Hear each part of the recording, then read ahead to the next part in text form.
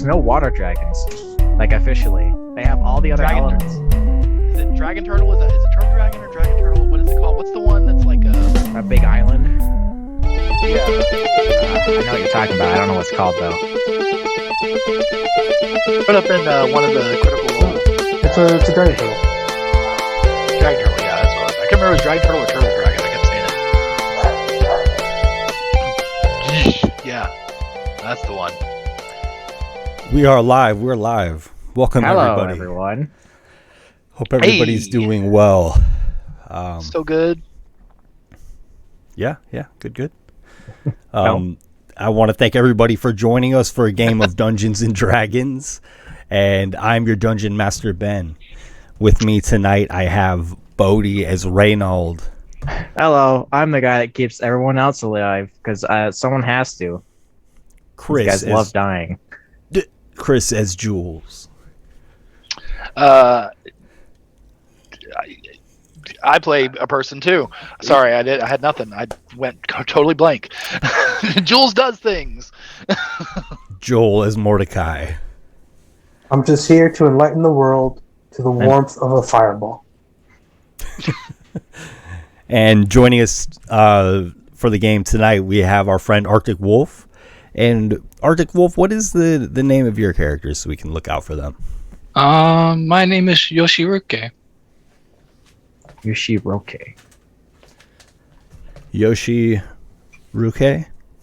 Yes, and I'm here for the science. Very nice. And, of course, we are telling a story, but we do not yet know how it will go. The players, the dungeon master, the dice, all of these will have a hand in how the game unfolds. This is the Heroes era. Dun, dun, dun. Oh, I forgot we do our own sound effects. That's right. And, Bodhi, will you just remind people of all the good news? Yes. Thank you. We're at the Pale Monks Herald right now. We got multiple plugs and sponsorships we have to slide in here now. Excuse the ad break. We've got, of course, we got our lovely Twitch program right here. If you're viewing on YouTube, we go live at the Heroes Era at, I think it's 6 Pacific, 7 Mountain. You know, I might get in those time zones wrong. I'm not too entirely sure. But we also got a Discord named the Heroes Era, much like the stream.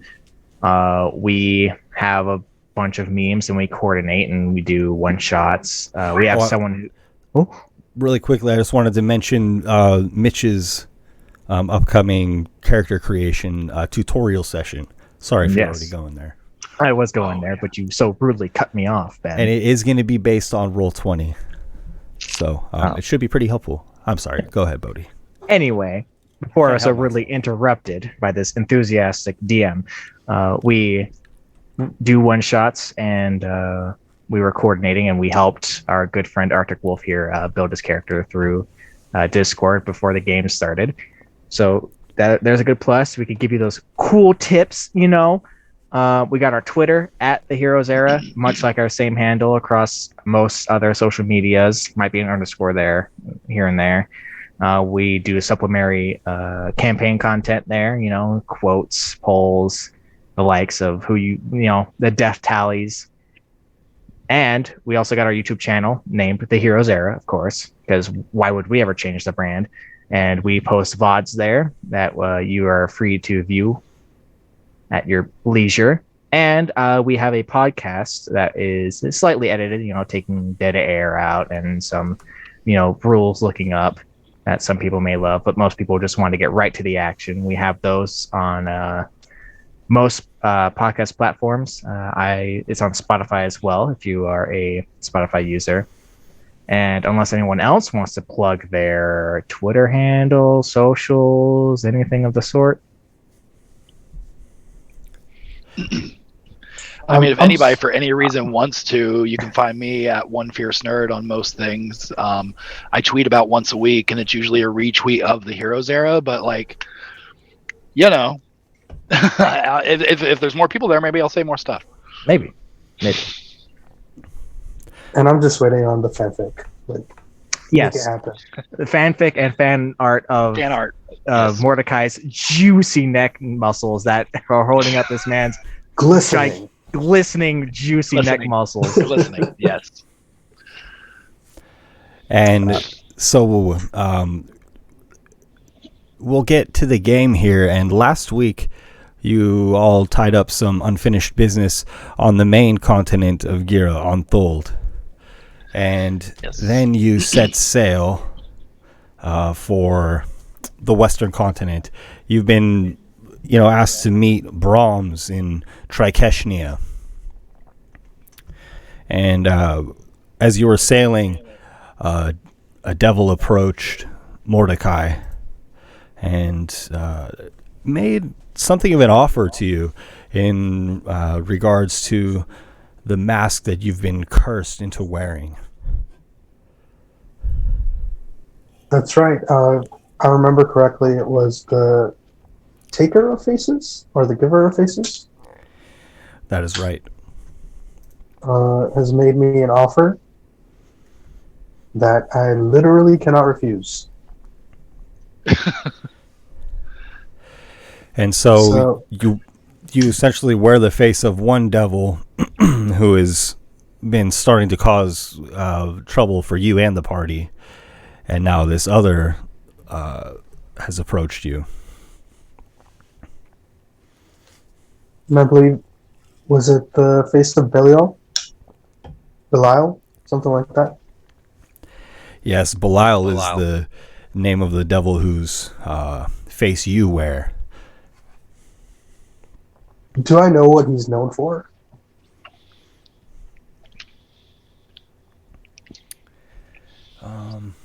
That's a It good ain't question. being handsome. You would know that there is a struggle between a number of devils throughout on Thuld, specifically that continent, and two of them operate in Omnis specifically, and others are beneath mountains, and you would know that Belial can be found in Dota Slang, and this is an underground community that is usually out of touch with the rest of On Thuld because of the dangers on the surface, but it's a dwarven settlement for the most part, and Belial struggles for power there. So these would be devils who are striving to make a name for themselves and take a domain, in the sense that you're speaking of. Would Reynold know anything about this, being that he's both a dwarf and a religious figure? Well, seeing as how they're like disconnected from the surface society, I think he may have gone down there like once or twice to fulfill an order, but it's certainly not as like regular as anything else he's done. He usually stays on the surface because that's where most of his customers are. So these devils are something of a mystery. You know that the giver of faces, the taker of faces, is associated with the cult that you all infiltrated, and that was a cult of Makazel, as that entity is known on this plane.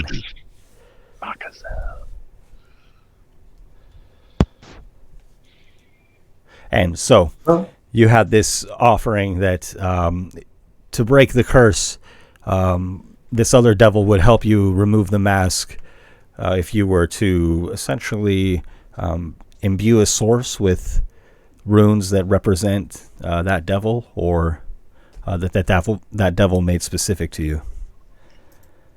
It seems to me like it's a very linear MLM scheme where it's like, oh, you can get this mask off your face if only you help me get these 3 areas of power under my control. Something of that sort. I mean, what is being a warlock if not an MLM? This is very true. And you've also on board with you all is Derek, who you have all had your history with. Strange history, as we tried to invade him, buy him off, You ruin his essentially ended up name. ditching him and then losing him in a dragon fight somehow. And then he caught up with us and helped us break out. And now he's like our sort of friend, but more of like a business partner in a weird sense. And So I kind of think- stole his identity for a bit. Yeah. yeah. I think Is through all of identity it theft a though, problem? Yeah. through all of it though, I think he likes us.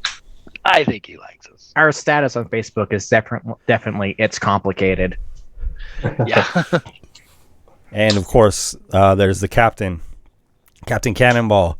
He's been a good ally. Was not welcomed to plunder the dragon's hoard by Dealathe, and so he's also been paid handsomely. Yeah, I think our debts are all pretty much squared away. Yeah, As except far the as- the bounty on us from the big wizard society that wants us found and maybe killed. And as you heard from Well, Ryo, you know. Fundar Stador has been essentially vindicated, or is no longer under pressure from the Dragonborn armies because you rescued the horde that belonged to their ancestry and returned it to them, and so saved the town from decimation for sure. I mean, all in all, we had a pretty productive day, I think. And then we hopped on a boat to evade the law as we left town and Yep. moving on to the next. And so you're going west, and this is to a new continent. And this continent is called Frelsi. This is the second habitable continent of Gira. Like on Thule, it is slowly melting, slowly being revealed. There are green mountaintops and small valleys standing out against the snowy landscape. And of course, the fields and the incredible orchard of Aeolia. And so I'm going to begin this game in the Frelsi shipyards, as your party has sailed for maybe a week now to traverse the ocean. There have been storms that have caused delays and sea creatures that have needed slaying, but you have reached this bay that should be your safe harbor. And the Frelsi shipyards stretch for miles. Excuse me. It is a large bay where the frozen sea meets the frozen land of Gira. I'm sorry, too much latte today. Oh no, milk. he's hyper. He's hopped up on caffeine. Everyone, look out! It is defined by steep cliffs leading into craggy hills. The air is cold and the water blows off of the sea, blowing sleet into your face. There are large and small seafaring vessels frozen amidst the ice in the bay. Lights shine from within these ships, and they seem to have been repurposed as homes or shops. It seems as though there's a village that has emerged here amidst the docks and frozen ships. Further out, there are icebergs. The water is slushy, and ships keep moving or dock far enough out to avoid the frozen waters of the bay near the shore. And your ship has approached here. Captain Cannonball plans to go ashore with you and is intent actually on selling his ship. And so he will seek to find a buyer and ask that you take all of your things with you. Captain, you're selling your ship? Time for an upgrade. Oh, you're okay. You're upgrading. You're not just retiring.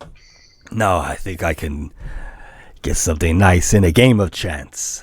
Well, And Hope nobody named Star-Lord comes by and wins it off of you. And although there seems to be a community here, there are no people out and about.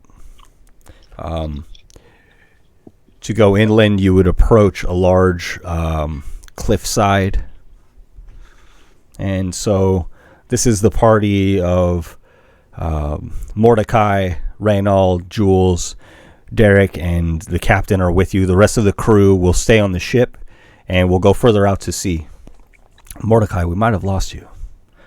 But nonetheless, we can continue. I'm gonna look over to the captain and ask. So, this place is like kind of like new land where there's a lot of opportunity and new frontiers, so to speak. Some, but it's quite settled to further inland.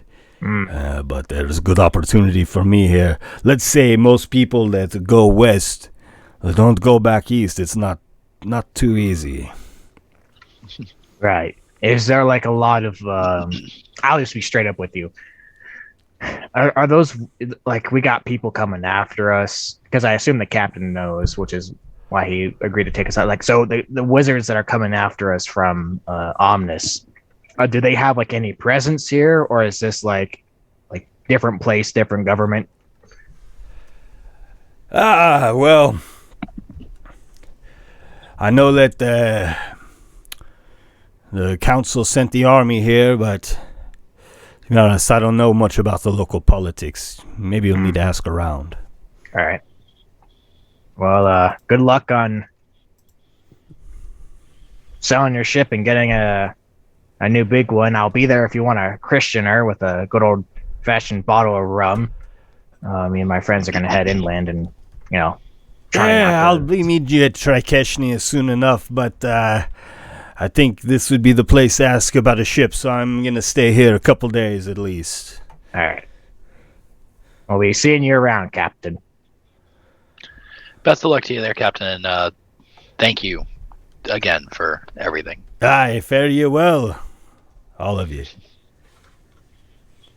And we move inland, trying not to sink through the ice and get a very cold foot from all the frigid water.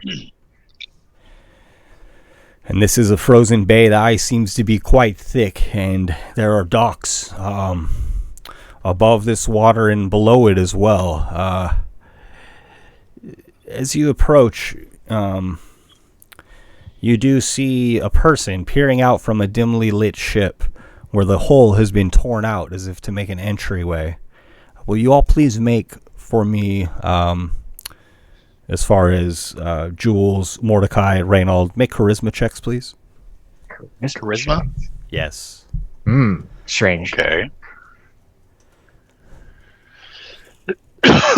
Excuse me, sorry. 12 for me. 6.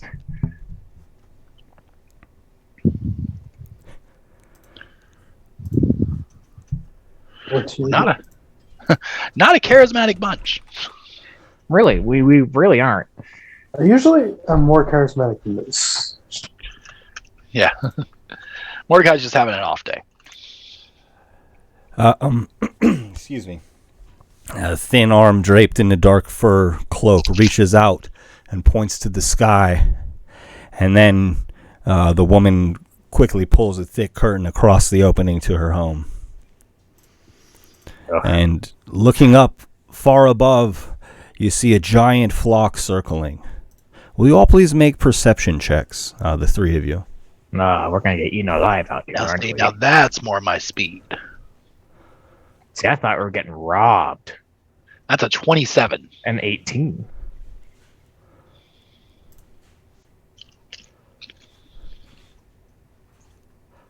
And it's 6. Yeah, I don't think I see much.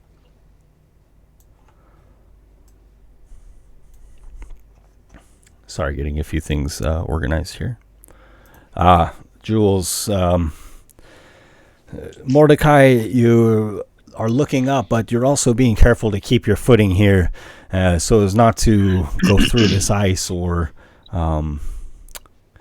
yes, and Reynold, you see that these are huge creatures of some kind, but Jules, you spot that they have the hindquarters of a dog or a lion or cat, and otherwise appear to be giant eagles. So these would be griffins, no doubt. And there's a huge flock of them, many more than you would think would travel together for whatever reason. Yeah, those are big catbirds. No, those are griffins. What? It's kind of a big flock of them, though. I wonder How's why a they're all griffin? traveling together. Yeah, it's like a eagle lion thing. I still think they're cats. And they are circling overhead, and you notice a small group, a small contingent of them begin to spiral down towards the group of you. I think we should get inside, guys. All right, hurry on. Yeah, we do need they to, look aggressive? Will you make a nature check, please? Okay.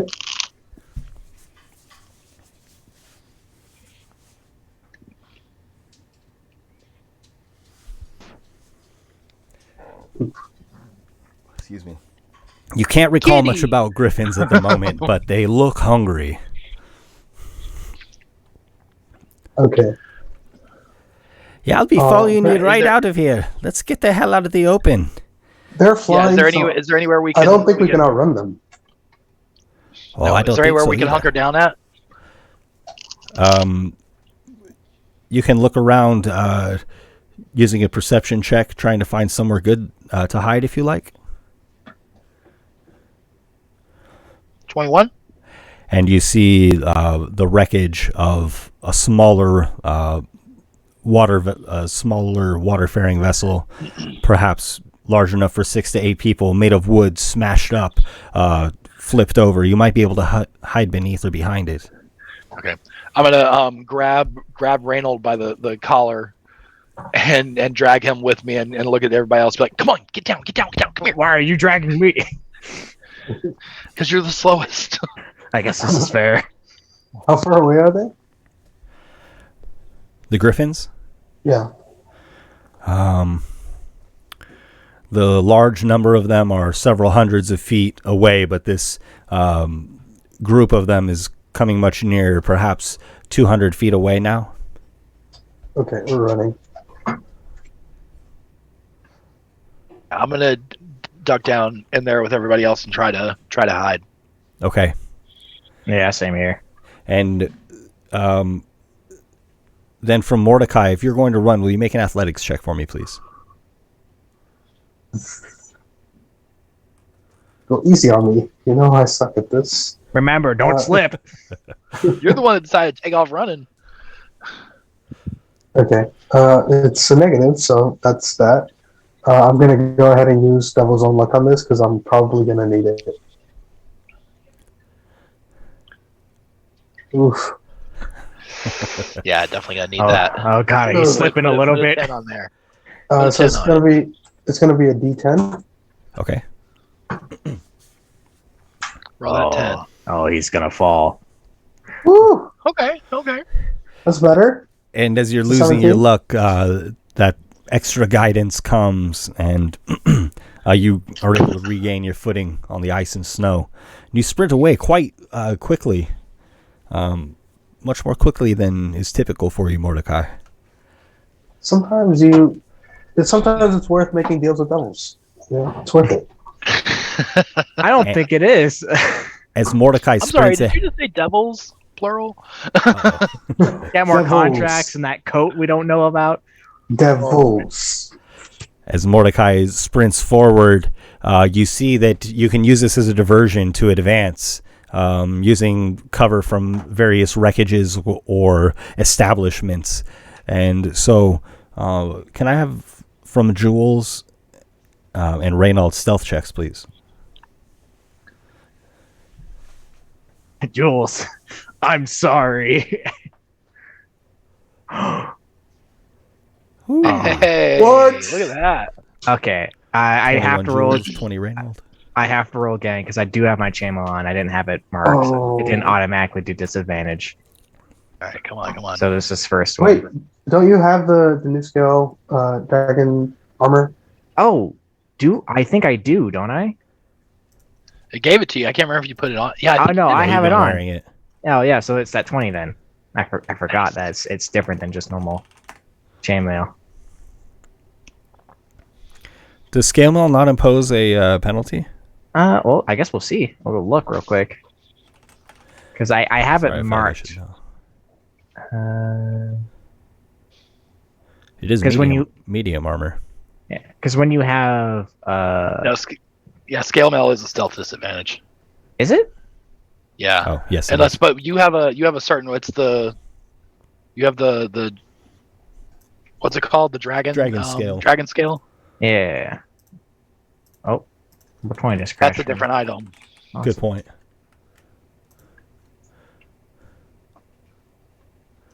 Let me see if I can find it. Here we go. Dragon scale mail. They don't mark it on. Yeah, because I think chainmail is heavy armor and this dragon scale mail is medium. Well, it also doesn't say it on the item, so does that mean that? Yeah, I would imagine. Well, no, because I mean it's still a scale mail armor. So if it doesn't say it on the item, then I think that it would go to default back to the regular. Would it? I don't know. It doesn't say it in the thing because when in on Roll20 specifically, if you have chainmail like equipped, like you have in like your little inventory, and you have the check mark on it, it'll automatically roll disadvantage for you. And I've de-equipped the chainmail, so I don't have the check mark, but I do have it on the dragon scale mail that I've dragged out from the compendium. It isn't making me roll disadvantage. Yeah, no, I don't think. I don't think it imposes does. disadvantage. Oh, okay. Regular, if you think about it even I'm logically. I see your reasoning though, Chris. But Yeah, we'll just rule in favor of you there. Bahamut's helping me, call it Listen, like I'm not that. I'm not trying to talk us out of getting past. How dare No you? worries, no worries. I finally don't have disadvantage. You're trying to give it to me. I'm trying to 21 take it and away a 20, and then a 17 for Mordecai on running. And as the three of you make your way through the Frelsey shipyards, you're able to avoid any encounters with these griffins darting into cover. And Mordecai, just as some of them start to catch up with you, you see before you the lights of an establishment. And oops, sorry. Sorry, I'm running 2 instances of Roll20 and confusing the heck out of myself.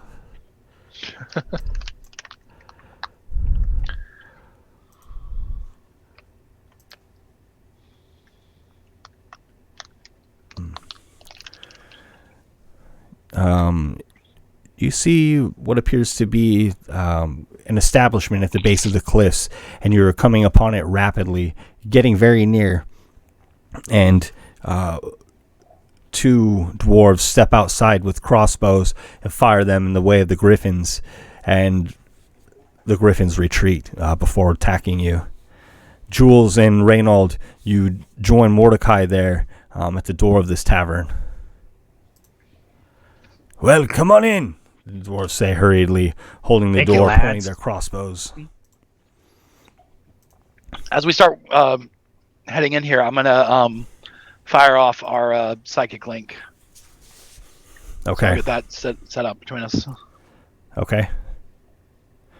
And do the 3 of you then enter? Yeah. Yeah. Okay. Let's take a moment here, and we're going to switch over to Arctic Wolf. And I'm sorry, will you remind me of your player's name again? Yoshiruke.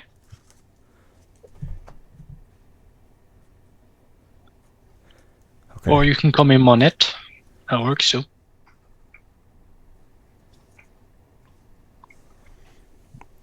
And Yoshiruke, you find yourself in Undertow Tavern here. The tavern has a few patrons, a dwarf singing a tale of ancient times when Moradin was a close friend to the people, and sorry about my dog there. An eclectic handful have been your company here at the Undertow Tavern. There's a dim light from the fireplace, and it smells of spilled beer. Dwarves watching the door step out and shout and let loose of bolts from their crossbows, and into the tavern come 4 more hardened travelers. And the dwarves hurriedly shut the doors behind them. Of course, everybody has been seeking shelter from the Griffins for the past couple of days here. And The barkeep is near you, Yoshiruki. Well, that's who you're waiting for? No, No. but I might as well go and investigate what they've got. Right. Okay. Well, I'll keep your soup warm for you, your drink cold. I appreciate it. Alright, I'm going to go ahead and walk over to them. Okay. So, who might you four be?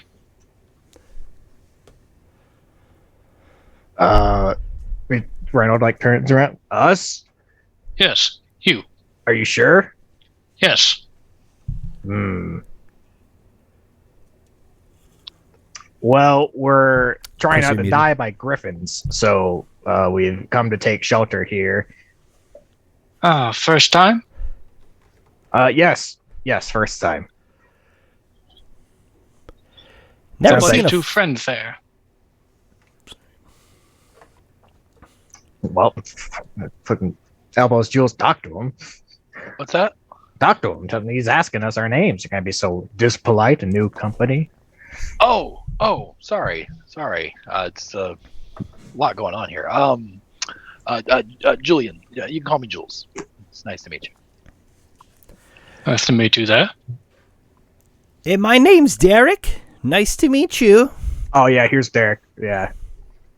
Here's he shows Derek. up. What does that mean? You disappear and show up sometimes. All right. I don't know when you're here and when you're not. You're very sneaky. He's been here the whole time. I don't see things. Fled Okay. from the Griffins with you. Well, I don't have object permanence. It doesn't exist for me. All right. Outside, out of mind. Alrighty. Oh, I'm Reynold, by the way. Yeah, I didn't. Well, welcome to this tavern. Hello. What can we do you for?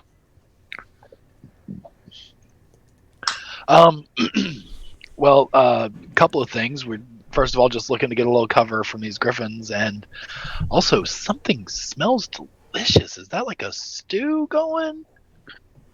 Smell soup. Yeah. Yes, welcome to a tavern. Something Is it- something along those lines would be nice too. yeah. Name Chucker Might Dory be here. a good time to get you fellas some food and drink, yeah? Yeah, let me get you Sounds all a drink. wonderful. I made That stew sounds today. lovely. Thank You you. don't need to be serving me customers there. I told you, Ruke. Don't worry about it. I'm paid good. Well, So I appreciate the help, but then if you're doing my job, what am I going to do around here? Now sit back and collect the money rolling in. Well, that makes some sense. Did you want to invest in my tavern? We'll invest in as much as it'll take to get some of that soup. Right. Coming up. Oh, wait, where are you all headed, by the way? I have no clue. Nowhere of any consequence. Yeah, right. Well, I know you ain't coming here for. That's for damn sure. Must be going inland or more, eh? I guess we're going inland. I'm not really. The last time I got in water, I almost drowned horrifically. So I'm not really a fan of sticking on ice. Oh, the cryptic kind, eh? Okay, keep your secrets. I'll be back with the soups. All right. And he turns to this person's greeting us. What do they look like? Speaking of Yoshiruke, Yes. What is he wearing? What's his gab? Oh, I see. I'm wearing some rather fine clothes, if I do say so myself. All of the stuff I've made myself. Oh. So you're like a tailor? In a sense, I suppose. Hmm. Is Yoshiruke is human, elf, dwarf? What is he? I'm a tiefling. Tiefling. Okay. Just so I know what we're looking at here. Yeah. Look, I just want to say off the bat that Mordecai's horns, that's that guy over there. They're don't feel sad about the size comparison between the two. He's like Red. What? What are you doing? What are you doing? I'm making sure he doesn't feel bad, You don't bring it up though. Sorry, is this a social faux pas? Yeah. You can't. I'm sorry. Forgive my friend. I'm sorry. He doesn't get out much. He's a good guy. He just, Don't mind it. Don't mind it. So you make stuff then? If I Yeah. well, I also kind of make stuff. I was a blacksmith before. What's your trade? He narrows his eyes at him. And don't say anything regarding wood. I wouldn't say I'm in any particular trade at the moment, as I'm working on a project that I've been hired to work on. No. So you're a contractor then? Yes, indeed I am. Oh yeah, this one here is a real big shot. He's working up there at Trikeshnia. Yeah, that's right. Big mover, huh? Big Ain't shaker. that right there, yeah? Come on, rookie. Don't be shy. You're gonna get that graphic turning for us. It's true. It's true. well, good for you. In the mind link, Reinaldo says to Jules, "Can you understand this, innkeeper?" Like every third word. It's hard to parse his words. I get you, folks. I can't understand the guy either. I just get it with his vibes. Just got a feeling, Well, I'm gonna go get some soup. This interaction is steadily getting more and more quiet pauses, and it's getting worse as it goes on. So I'm just gonna end it now and eat. Nice meeting you, sir. And Rhino just kind of like walks towards as the well. bar. And that other fellow. Indeed. Soup. Great. Yes. Is it elk soup? Oh, shoot. I got no idea. Garçon. Is there any elk meat in this? Are you talking to me, Shukadori? What? There's What? no elk there in that soup. Oh, good. Yeah, I caught that one. That would have been unfortunate if it was.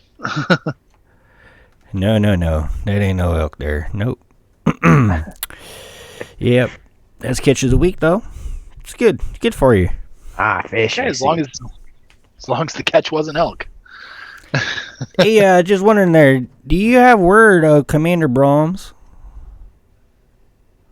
Oh. Supposed to be coming into dock soon. Commander whom? Brahms. Commander Brahms. Brahms. I look at Reynold. I don't know a Brahms. No, I don't know. I think he got like executed or something. What? Executed? There's bad news. Yeah, I don't know. I was kind of passing by in the street. I didn't really hear much about it, but I wouldn't expect him for. He's supposed to be sailing in with some strangers. This word on the streets. Where on the streets, eh? What are we waiting for the strangers for, Dan? Why are you talking so weird? Sorry, I'm just, accent come back.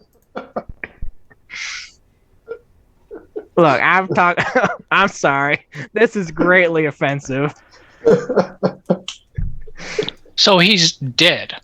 I don't know if he's dead, but people weren't happy with him. I think. What the hell did he do? I don't know. Where'd you pass him on the street? You were waiting for this commander and some strangers. Yeah. What kind of strange? I mean, I'm.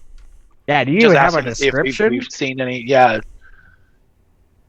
These like good guys, bad guys. There's some people we should look out for, like or something. prisoners, We don't wanna... or I mean, they're with Brahms. They're probably good guys, though. Okay, well that's good. That's all I'd reckon. Do I believe him when he said that? I'm sorry. What was said? When he just said that if they're with Brahms and they're good people, does he seem like he's legit, like on Brahms' side, or does this feel shady? You can make insight checks. Oh, forgot to take off the advantage. I don't know. yeah, 15. I'm gonna withhold from doing an insight check. He seems legit. Sure. He seems to have a an affinity for Brahms, seems kind of struck by this news, saddened, and then also a little bit suspicious of a lot of you. In the mental leak between the three of us, Reynolds is gonna be like, I don't know why they want to know why we're here. I mean, it doesn't seem like they hate us, so that's a plus. But I don't know if we want to reveal our hand too soon, or we're gonna straight up tell them and see what happens. I mean, honestly, they seem like they're on Brahm's side, and we have we got nothing to go off of over here right now. So we just tell them. I mean, friend, they're not attacking me, and I have a hideous. Yeah, it's kind of a good I'm tell. People Like are that's nice. a good sign. Are there other people in the tavern, or is it pretty empty? There's about 10 or so. Okay, I'll just kind of lean in close, and be like, Brahms is not dead, but he is in danger. Yeah, And the three friends that you seek are before you. Hello. You'll forgive our hesitation, but as you can understand, things didn't go quite as smoothly on the way out, and so we have to be a little cautious. No worries there. Finally got some news I've been waiting for days. So you're waiting for us? I was waiting for him, but he never showed up. I guess you guys will have to do. I'm glad to be second best. Well, we're hoping he'll still make it. I mean, I could talk to him. You want me to send a message to him and see what's up? Yeah, you probably could do that, huh? That'd be we good. were on the boat. We were on the boat for like 5 days. We should have done that. Yeah, I'm sorry. I was really tired. I mean, worst case scenario, he's with us in spirit. Anyway, let's check. Let's ring him up. Yeah. All right. Anyone want to draft a letter? I only got 25 of these words to use. Just tell him that we're here. We're at the I'm sorry. What's the name of this establishment? The Undertow Tavern. Undertow Tavern. So tell him we're at the Undertow Tavern, making our way to Trikeshnia, and we're just checking in on him to see if he's okay. Hold on. I'm going to write something.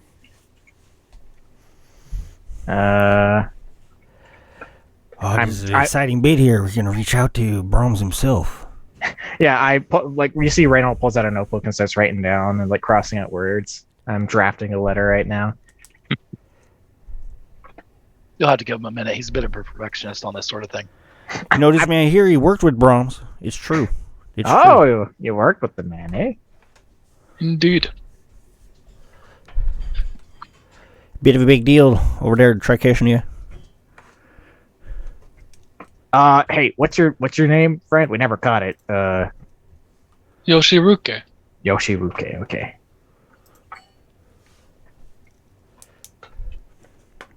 Okay. Headed to Trikeshnia. Okay, hold on. He starts counting the words. Tell him Chucker Doherty a fine host.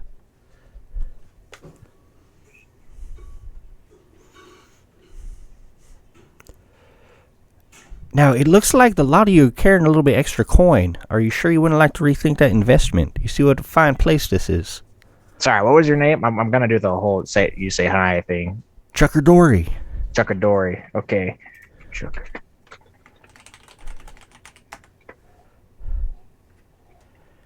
I mean, think on it, okay? Just think on it a little bit. A little extra coin will fix this place up nice. You could be co-owners. Let us mull it over a little bit. Sure. Yeah. Big investment, big share. Exactly. Can't jump into something like that. We gotta consider it. Take your time. All right, I got 4 words left. Anyone want to end with a strong one of you formal types? Put a little flourish on the end there. I got 4 words to work with. Thank you very much. Nah, I got nothing. No, I got nothing. Okay. Appreciate it there. Yeah. Hey, Chucker, pass me the drink there. Yeah, right. Here you are. Okay. All right. Okay. Reynold pulls. He takes a page that he's written down. He kind of puts it on the table of the tavern, and he starts thinking. He takes a piece of copper wire and kind of like wraps it around his finger, and he kind of like points it like up as if he's like looking for service. Hey, whoa, 1 second, please. There. What? You're gonna be doing some magic. Well, you got back room for shady dealings. I could do this in instead. I just want to have Sid come take a listen, make sure you're not doing something funky to me out here. To you? No, I'm sending a message. Yeah, so you're saying, but I don't know what you're really doing. Okay, no offense, friend. You've been great so far. Just my friend Sid. Sid, come and have a listen to this. Yeah, come on over, Sid. I mean, I'm a cleric. I don't really have like a lot of. I'm innately like a good person, I hope. That's fine, friend. Yeah, no problem. Friend of Brahms, friend of mine. Sid, just have a listen. And That's fine if you guys listen. I don't care. Friend pulls up to the bar. Yeah, sorry. Go ahead there. All right. Okay. And he, you see like a bit of red magic, like as if the copper wire is like heating up, and getting red hot, except it isn't really like actually heating up at all. It's just got that glow of it. And Reynolds starts speaking in the air to Brahms. Hey, you up? We in Undertow Tavern with Yoshi Ruke. Headed to Trikeshnia. You good? Chucker Dory says hi. Thank you very much. Please put the description of this spell in the chat. Okay. It is 25-word message to a creature I'm familiar with. Here's the message in the mind. Recognizes me as the sender. If it knows you, it can answer immediately through. I don't know if I send it through my mind or if I speak it. It does have verbal as spell component, so I imagine I speak the words.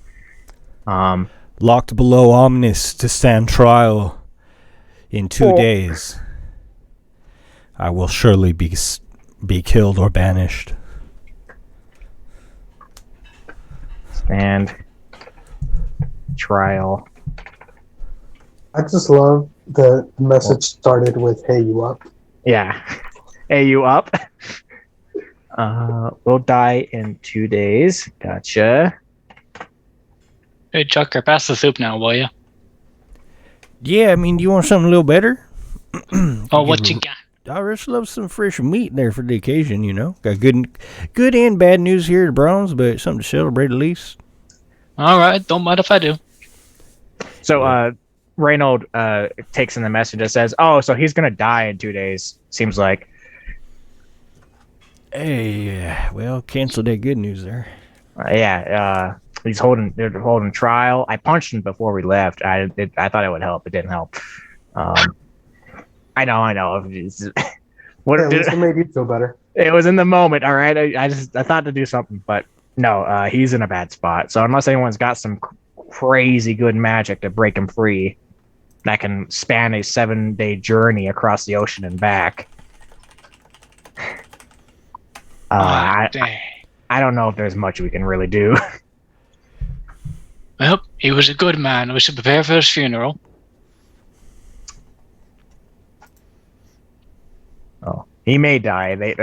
He's standing trial, so he could get out of it. He might have a good lawyer, but I don't know. It doesn't look good for him. Chris, I believe you're muted. Here, though, friends, I got some good whiskey for you, too, on the house, okay? I'm sorry about our friend. Oh, yeah. Chuck, pass me a whole bottle. In the mental link, we could plane shift. We could. Absolutely. We could take our new friend Yoshi here for a ride, all right? Oh, I see. Yeah, I mean, assuming he's locked in the same place that we are, we could make this work, but it may be a bit of a weird jailbreak plan. I mean, assuming everything goes perfectly, I mean, I'll look at my spells. we're breaking into a fortified fortress ran by Oh wait. Wait. I got something for a this. group of mages. And Reynold like takes his book and he flips over to a page. He's like, okay, hold on. And he pulls out some gems, 25 gold pieces worth that this spell is consuming. He's going to ritually cast divination.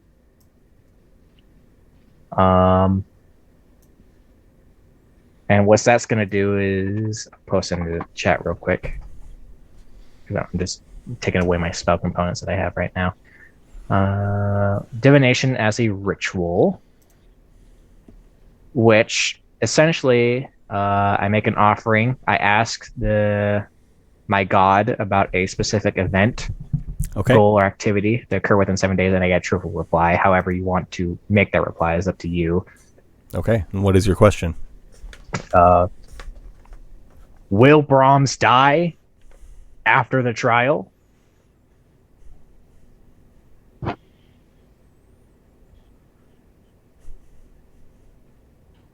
I don't know. Well, it seems like not even the gods know what's going to happen to this man. I've tried my best, and like a bunch of rubies just shatter. Hey, DM, Yes. can I cast Detect Thoughts to just like know what's going on in their mind? Yes, you can do that. Interesting. Does Detect Thoughts? Were there verbal somatic components for that spell?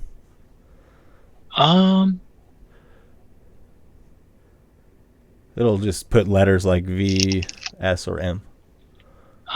Yes. Okay. So they will know that you cast this spell. Yep. That is fine.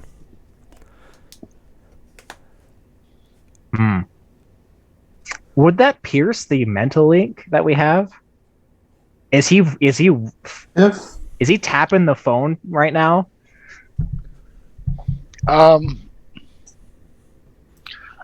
Might be. I mean, I've had a lot of this conversation out loud. The only thing I wanted to say in the middle link was referring to the plane shift option that we had, because I didn't want to mention that Okay. aloud just yet. But If I see Yeah, him I mean, cast it, would I recognize it? yeah, I was gonna say, we know he's casting a spell. Would we be able to tell what he's casting? I think Mordecai would certainly know. Okay, if that's the case, I want to mess with him, so I'm going to start thinking like, man, I'm hungry. I really want to eat a baby.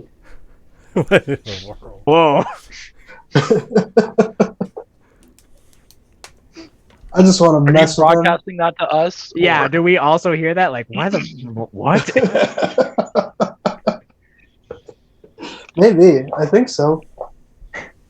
So then he hears Mordecai say, I'm hungry and want to eat a baby, and me and Jules go, what? What do you mean? You're a weird guy, Mordecai. The master's changing him. Yeah, we gotta just talk about that mask. That's not good. I've tried. Nothing's working. And then I'm just going to confront him about it mentally. How so?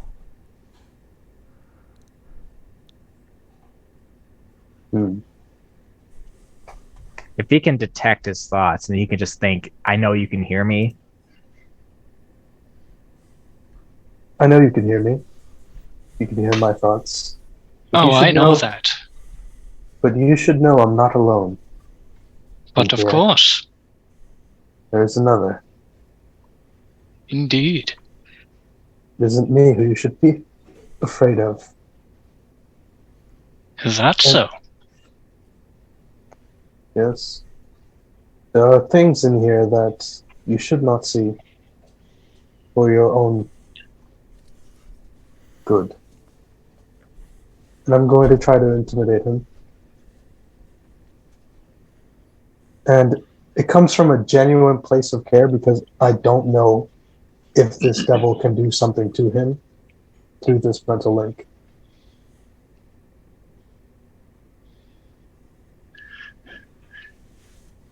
Meanwhile, Reynald and I just saw the two of them just start staring at each other. Because And only from one my of them is perspective, talking. yeah. Are they I doing have no the? idea what's happening. Are y'all good? Is he From my like perspective, you? at least, it seems so far like he can read our minds whenever we're communicating, the devil. So I don't know how far his reach extends. So I am trying to scare him off.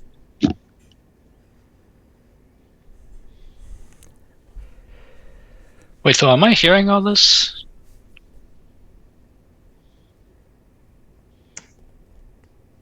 Oh, detect thoughts Um, makes it all so messy. Detect thoughts plus telekinesis gets real sloppy. Yeah, it's a lot of time travel wibbly wobbly going on right now. I think you all have the general understanding of the situation and what is the topics of conversation were. So I'm going to say out loud. I mean, like, okay. Everybody, put your brains down. Yes, this is Relax. getting very confusing for me. I can't follow this. All right. I cancel the spell. Yeah, no. I listen. Yes, I have some limited mental capabilities, and I am able to establish a psychic link amongst my friends and I here to allow us to discuss certain things before we, as I'm sure you can understand in our line of work, you have to be a little careful about who you trust outside of the circle. Okay. You obviously seem to have picked up on what we were doing, and it seems like you met it with some disrespect, and so we apologize. It was not trying to be sneaky. It's just sort of how we conduct business, okay? But we'll keep everything above board. We'll keep it all out in the open, okay? We don't need to and he doesn't eat babies. That's just They don't let me in either, says Derek. Oh, was that guy still there? Yes, Derek, that's not true. I'm We let you rightfully in. here, right here. Absolutely. Forgotten again. Derek, I can only connect with so many people, and you have been on that list before, bud. Don't do that. Don't act like you've never been in with the brain crew. The Brain come Crew. That is has a Weird ring name. to it. I guess, yeah. Anyway, I know that you may be wondering why I did cast that spell. Well, as you may know, knowledge is key to most interactions. that's fair. So I do hope you can understand where I'm coming from. I completely understand where you're coming from. You were even in playing field. I get it. You're good. I just don't know what you want. I know there's people here that are waiting for us, or for Brahms specifically, and I know that you are doing a project of something. I don't know what, and So- that we'll have to do. How about we start with why were you all waiting for us? Like, what was the plan when Brahms and we got here? Well, I had just finished this project, and I was going to test it out once he got here. Okay. Like, test it out on him? Well, mostly on the entire continent here. Oh, I don't think that's a little project. Nothing much. Don't worry about it. No, I am worried. That's some supervillain stuff Yeah. you're saying right now. Okay. If you earn my trust, maybe I'll impart some more confidential information. Okay. So why did you need Brahms to do this? Is it not operational already? I do believe it is operational, but in a sense, he is my supervisor of sorts. Oh, you guys work with management. Yeah, we know what that's like. And I point to Mordecai. Yeah, our shift lead over here he's a Yeah. real stickler for stuff. He's messing with my hours. He won't give me as much weeks anymore. Refuse my time off. Guys, there's a reason for everything, okay? It's corporate. It's corporate. We've heard that one before, Mordecai. He works, Hey, works us DM? like dogs, and then Yes. What time of day is it? Getting around noon. The day has been mostly dark, with sugar fleas in the far skies, and so it has been, again, a cold, dark day, and it is about midday. Gentlemen, I suggest we finish our drinks. Shall we head outside? Are there Griffins still out there? outside in the frozen Griffin territory. I figure you guys are strong enough. Okay. I think you're severely overestimating us. When we get out there, is there like maybe a latched space or something where we can like get through to get away from the grit? Like if there's like is there a Griffin door? That's what we're looking Well, on many levels. Horrible. that we could maybe slither in Slither in. to if God. we needed to. If we had to rush it out in a Hufflepuff. Chucky, To you still avoid got the their back raven entrance claw. there. As you step outside, this establishment is built upon a dock, and it has a large porch area that is covered, and you'd be able to take some kind of defensive posture there if need be. Looking out to the skies, the Griffins are high above, and so I mark that the group of you are stepping out of the tavern. Is that right? We'll take a step out. Okay. I do want to just kind of clock the Griffins and just sort of keep an eye on them as they're flying around and stuff. Just sort of like checking up once in a while. Sure. But What is everybody's passive perception? I'm sorry to cut you off. 16. 18. Oh, Jules is more than me. I'm sad. Yeah, not great. I have expertise in perception, that's why. And that's the only reason. It's a 10. Mine's like 15, I think. That's 14. Very good. Okay, I'm sorry. And continue. So it is quite cold out, but there's a bit of shelter here on the porch, the warmth and light of the tavern spilling out. Can I run through my memory banks, or at least like clock these Griffins and see how, if I had to take like one down, how fast I could kill it? Just trying to gauge how much a nature check. just trying to see how much of a threat these things are. Because if we get caught with a lot of them, then I got 11. I don't know if I know much about these things. In this number, they'd be sure to tear you apart. Yeah, these bird things suck. These flying cats. You have Are there killed any, dragons, so I'm sorry. Go ahead. Are there any alleys inland? Well, the road inland would consist of scaling the large craggy cliffs behind you, the icy craggy cliffs, and then from the plateau there is a rail system that would take you inland. As you know, you would have probably taken this rail system to get here, and it would be 2 days of travel by rail. All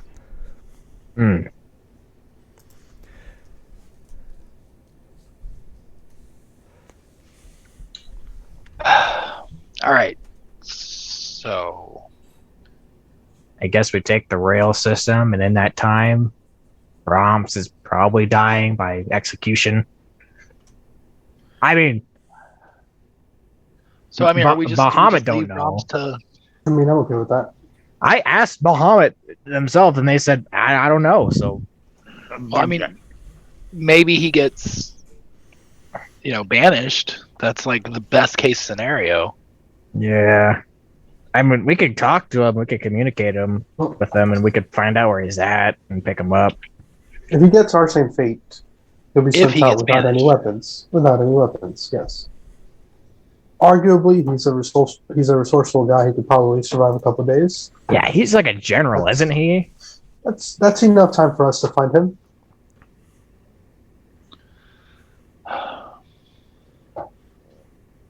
Yeah, I guess we'll. Especially with Reynold being able to communicate with the gods. Yeah, hey, man, very useful. And to be able to communicate with him. Also, very useful. Yep. Well, I think we gotta head inland now before these fucking cat things try and kill us. Yeah, sounds good. All right. I hate just moving on and leaving them like that. I don't like it, but Look, I don't like it either. worst case scenario. we don't have a choice though. Like we don't have a choice. Worst case scenario, it might be easier to break him out of his court case than it would be in his cell. I get. Yeah. So if Just like things teleport look in there in bad, 2 days. yeah, if and- things look bad, then we'll do what we have to do.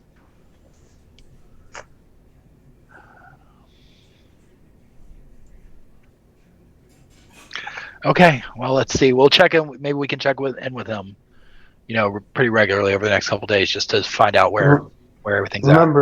Remember right now they don't know that we are able to teleport from place to place, and we want to keep it that way. Right. The less they know about what we can do, the better. I agree.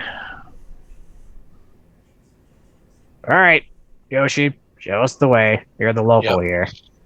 Hey, guys, I thought I maybe would stay here, Well, Maybe meet up with Captain Cannonball. This is Derek. Derek, you'll probably show up somehow later down on the road out of nowhere. I mean, if you want me to come. No. That's Derek. You go ahead. You can go ahead and stay here, man. This is going to be a rough journey, I think. And we've put you through enough as it is. So, yeah. You stay here, and I'm gonna go to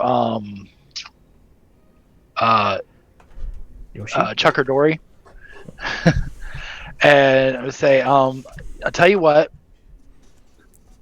I'll pull out you're some retaining that coin. investment there. I'll pull out a coin, and I'm gonna give him.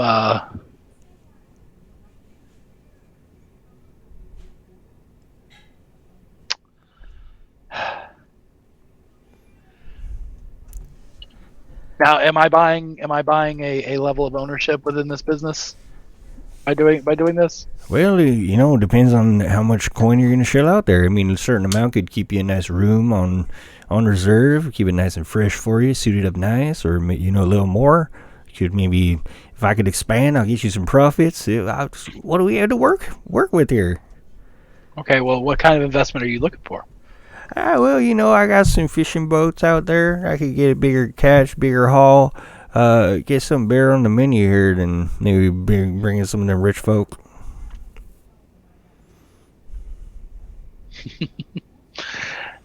I mean, it's a nice place already, but if we fix it up a little bit, get something just a little bit more precise on the menu, like catch of the week. I'm gonna take a quick look around.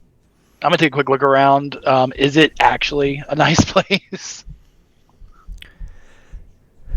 This place has had a lot of personal touches added to it, of perhaps things found from shipwrecks, and it definitely has a certain charm to it. It's called a nice place, though. I'm not sure that would be accurate. Jules, you've got me interested in this actually now. I wasn't.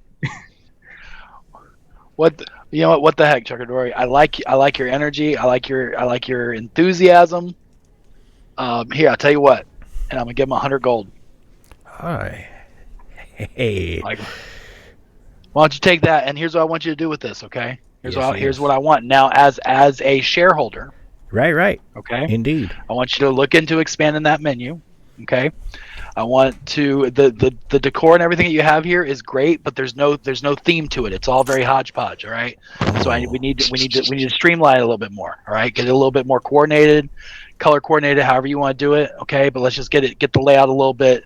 I love everything you got here. We just need to put the puzzle pieces in the right place. Okay. I see what so you you mean. work I on see what those you two mean. things. You work Yep. on those two things and keep a small modest room on retainer for me. Oh, yes. Okay, good deal. It's been a pleasure doing business with you. I'll stick out my hand, shake his hand. Master Jules, I'll see you soon. Sounds great. Reynold will walk over as soon as Jules walks away.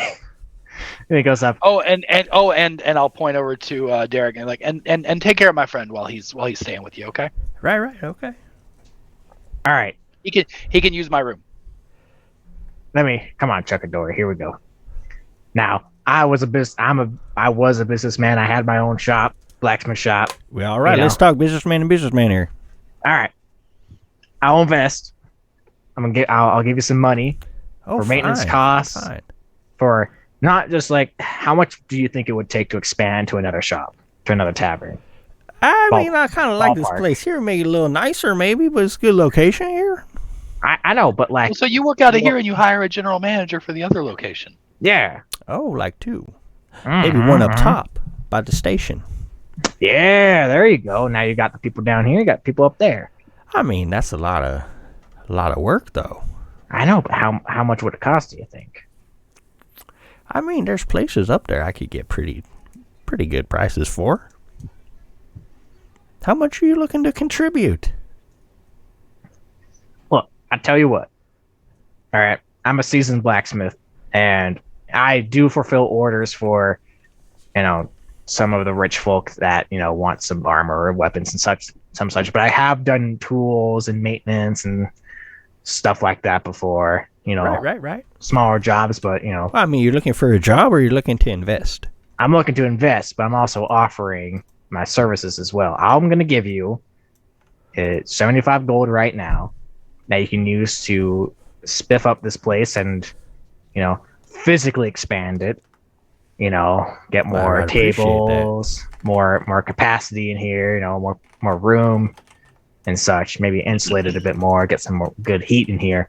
But if you need like tools to do something, if you need like something smithed, I could find a local smith that's next to here, and I can, maybe bang out some quality tools for you as well if I'm in the area. All right.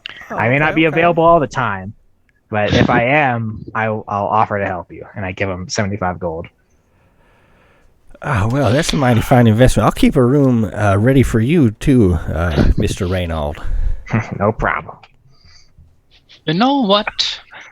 I saw you said you You've got a pretty nice tavern here, Tucker. Yes, Oh, you do. gotta chip do, in too? I do. So why not? I'll just toss you 25 gold. Hey. And We'll round it out any here. unique trinkets I pick up out here. Why not? Enjoy. Well, thank you, Mr. Ruque. I kind of look to Mordecai. That's all right. Come on. Not Like, everybody's well, ready to hi. take that leap of being a business owner. It's okay. Come on, Mordecai. I thought you were all high and mighty and magic-like. I thought you people had estates. Is your Business. friend here not gonna assist? I guess Hey, not. I we guess he's- need customers here, too. That's all right. I don't think he's a team player, I don't think he's chipping in on his end.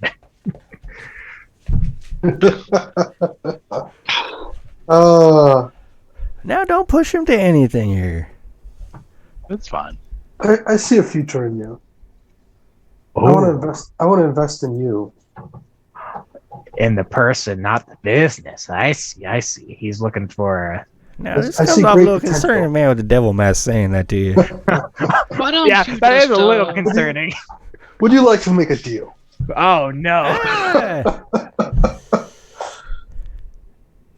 I don't know, actually. I think I made some good deals today. And one with Belial's not what I need. Strange you wearing that devil's face. I will remark just because you seem to have almost brought it up. Well, perhaps another time. Okay. Shit. I think I dodged me an arrow there.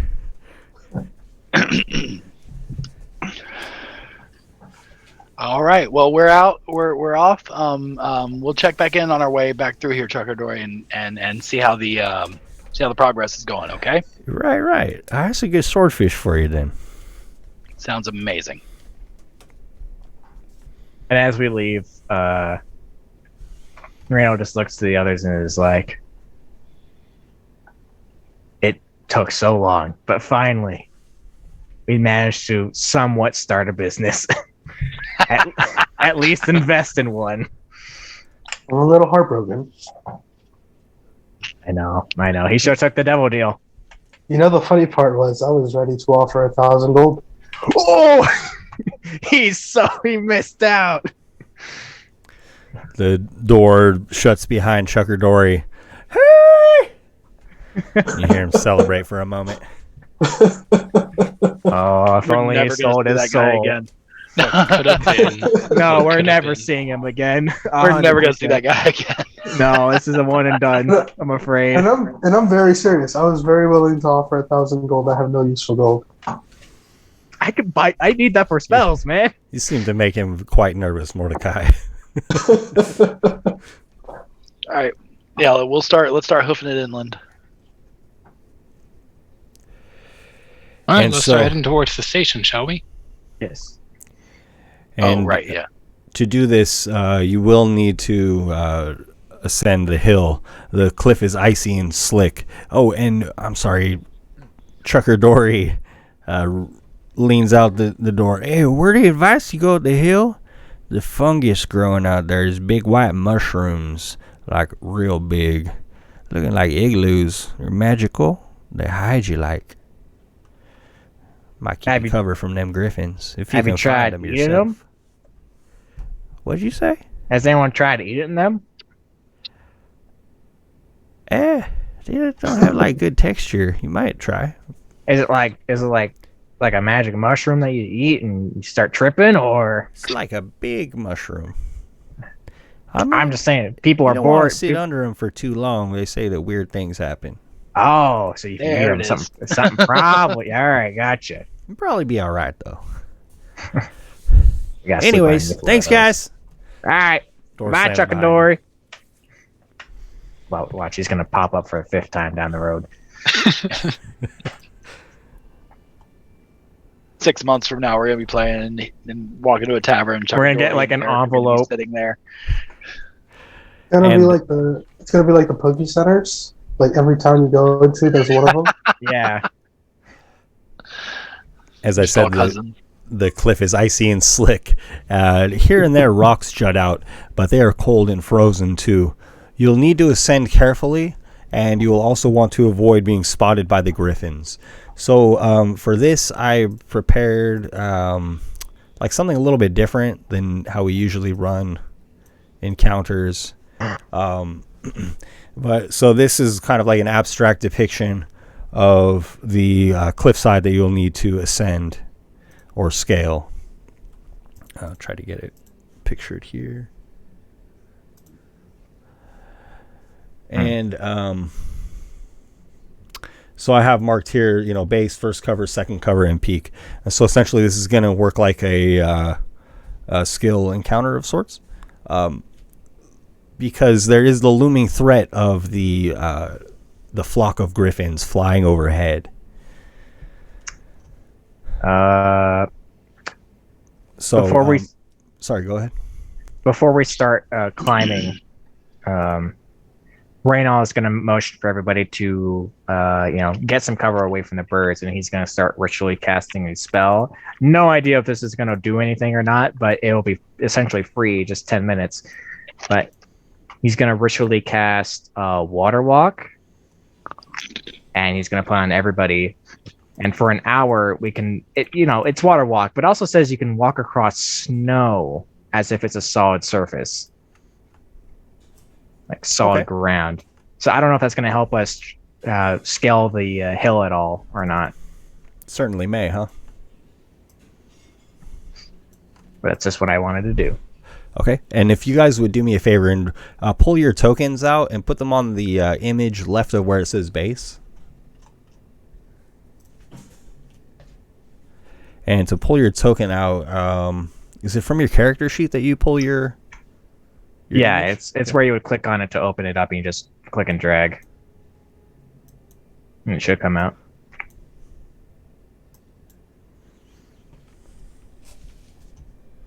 Like this. Very good.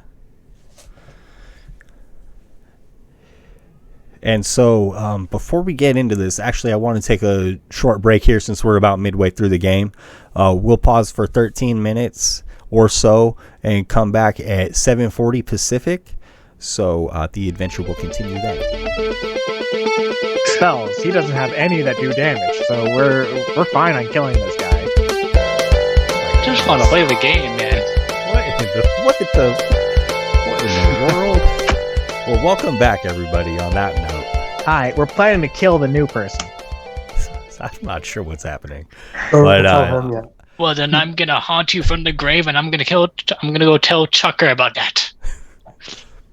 Yeah, we're hijacking your campaign, Ben. We're just gonna be chasing this guy for. Lead the way. We're gonna chase this guy, and we're gonna work like a board of directors for a tavern. Yeah, finally getting that business campaign. That's the new campaign. Sounds good. Solid. You guys have made a pretty decent investment here. Right up front. Yeah, we don't even know the guy. We've known him for like no guarantee. hour. Just I like the cut of his jib. It's solid. That's solid, guys. It wasn't even his tavern. He's gone. Yeah, he was like, "Oh, I'm running this place," and he took the money and ran. Who knows? Who knows? I do appreciate these ideas, though. I have sending. I can Interesting. torment this man for the rest of my life every day. So we'll get down to it here, and the objective for you all, you wish to travel further inland, and you know that at the top of this craggy hill, there's a rail station, and you should be able to take a hand cart inland. It'll take you a couple of days of travel across the flat plains. But first you must scale this hill, and so in doing so, you'll need to keep in mind the flock of griffins circling dangerously above, and you notice that several of them are aware of your movements, your perhaps preempting your movements, and they circle lower, spiraling downward just a little bit. And so if you all would please roll initiative for me.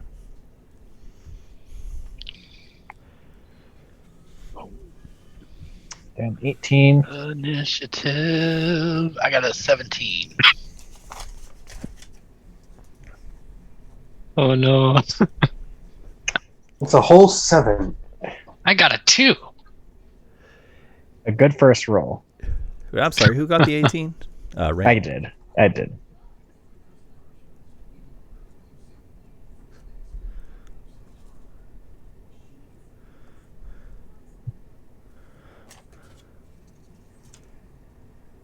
This doesn't seem so well.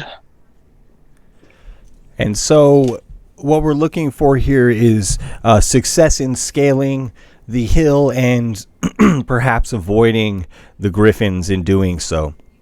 So you can choose a skill that you like, or you can choose an ability that might aid you in accomplishing this, and we'll kind of adjudicate it as we go. But let's start first with Reynald, please. Okay. Is my water walk helping at all as I scale? Not at this time. This seems to be. I'm sorry. You're saying that it does help you move across snow, right? Yeah, you can move. Grants the ability to move across any liquid surface, such as water, acid, mud, snow, quicksand, or lava, Wow. as if it was harmless solid ground. That's very beneficial. Yeah. And you targeted all of your allies. Yes, And everyone's got this. some movement-based things will be an advantage because of this. Okay.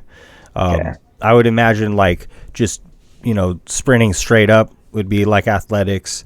I was going to do something acrobatics or dexterity based on like finding proper footing, but I'm not sure if that would even be an issue at this point. So we'll start with Reynald. Please describe what you do in ascending. So Reynald is a stocky man. He's not very dexterous. And with the help of the water walk spell is going to kind of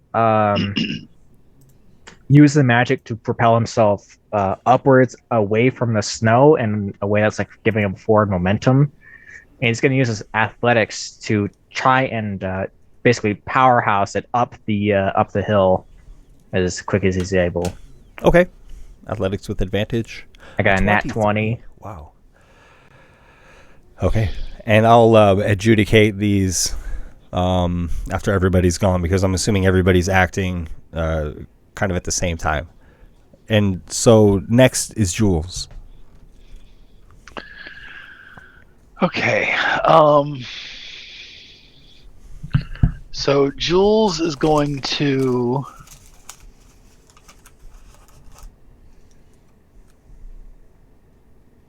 Okay. Jules is going to try to find a space where he can sort of like do like a little bit of a back and forth kind of hop up, so where he's not, because he's not incredibly strong, so where he's not having to worry about pulling himself up, but more about just using his momentum to kind of try to do it that way. I want to use acrobatics, Ben. I see. I'm sorry. There are things that I had thought of that I have not written down. Ascending this hill, there are, I imagine, poles and rope that most people would use in scaling. That you would do so if you were doing, ascending without concern for a flock of bloodthirsty griffins. So I imagine in some sense you could use the poles and the rope acrobatically to bolster your movement forward. Kind of like a reverse trapeze kind of thing. Yes. And if you would, you can roll with advantage because the slick snow beneath you is not an issue thanks to the water walk spell. Woo! All right, so that's a 26 on that. Okay. And as the group begins, ascending, the griffins above descend in like. And Yoshiruki, you're up. And again, you can use an ability, like a skill, or a spell that you may have that would aid in this, and just describe how you would, ascend.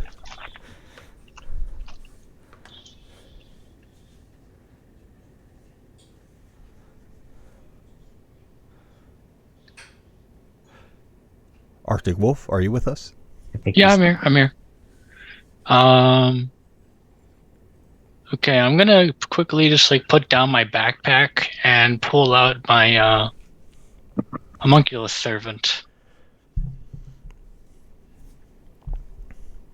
And I'm also going to take out my rope of climbing. Do you carry the servant in your backpack? Yeah, a little compact servant. Okay. And as the servant unfolds, it appears to be a cat of sorts with wings.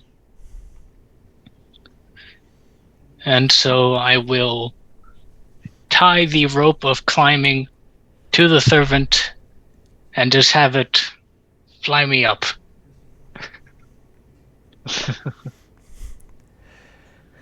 This tiny creature looks at you, kind of scowls, looking up. Come on, it's flapping its wings, and gets to the end and is flying up there just like a kite, though. It doesn't lift you at all. And it kind of plops down to the earth and looks back at you grumpily. perhaps not All right. happy at having been folded up. So Alright, fine, I won't do that. I untie the rope of climbing and I look up for the nearest platform. How far up is the nearest platform? So essentially, it looks like you'll need to scale this rocky, snowy incline to get to the safe haven of like an overhang or a cliff area far above, out of danger of the Griffins. So the first platform is, or essentially the first place you're trying to get to, is dependent upon whether or not you succeed in trying to get there. Or if you have something that can carry you a certain distance, that may help as well. Alright. I suppose I can try tying a python to my rope of climbing and trying to get it into the cliff there. Does that work? How does that work out? Okay, I like that. And what does your rope of climbing do? The rope of climbing. It's a 60-foot rope that can hold 3,000 pounds. And as a bonus action, you can make it go out by like 10 feet each time. Yeah. Oh, so like the rope will move 10 feet. Yes.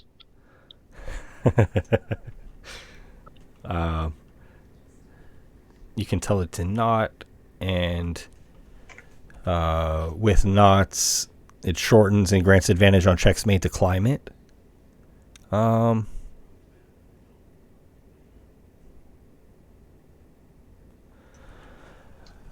Seems like he's got a rope of climbing for climbing. I'm wondering how you could put that into effect to help yourself. It feels like something that would aid in somebody else trying to get up. Does that seem like it might do that? Like if Mordecai were to use it? Yeah. As long as he's not too heavy. It can hold 2,000 pounds. I'm not sure if Mordecai will end up using it, though. But nonetheless, I will have you do that, equipping this rope of climbing. And it will assist in you trying to climb up to the first safe haven. Just make for me, please, an athletics check with advantage. Let's see. Because unfortunately, like using it as a slow mode of transfer would probably result in more danger than safety. Okay. Oh no. A 5. Okay. So you seek to sprint up the hill, and then also using this rope of climbing to aid you. Mordecai, you are next. My plans have been foiled. I was hoping to take someone with me with Fly, but seeing as I'm the last one, I don't think I would be able to. Actually, I'm looking at the initiative. I should have gone before Arctic, I believe. Yes. Oh, I'm sorry. I had you and Arctic switched. What would you like to do? So if he is still within reach of me, I would like to cast Fly on him and myself. Yeah, I'll allow that. That's fine. And then that can take effect for him, next Which would turn. which would give us 60-foot fly speed. Okay. And basically doing this so that I can focus only on stealthing up instead of having to figure out footholds and things like that. Sure. So you're just trying to fly directly up? Not necessarily the most direct path. Okay. I'm trying to be more stealthy with it, even if it takes me a little longer to get there. And kind of use the terrain to your advantage. Exactly. Maybe there's a rocky crest that you can move behind, things like that. Yes. Okay. And Try then to will you make, make a stealth check, please, with okay. advantage? I believe that. Okay, with advantage. Stealth. And I'm gonna go ahead and use Devil's Own Luck on this as well. Okay. You didn't need to. Mhm. Well, sometimes you really feel lucky, you know?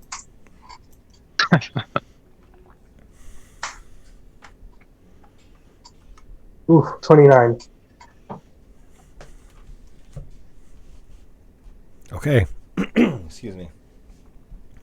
And so, Mordecai, as you cast Fly on yourself and you kind of dart up the steep incline using the undulations and the snow and the rocks to your advantage, perhaps taking a slight detour to move down a deeper crag. I almost imagine it like, you know, the old school kung fu movies where they're like flying but just above the ground. Yeah, absolutely. Very good. And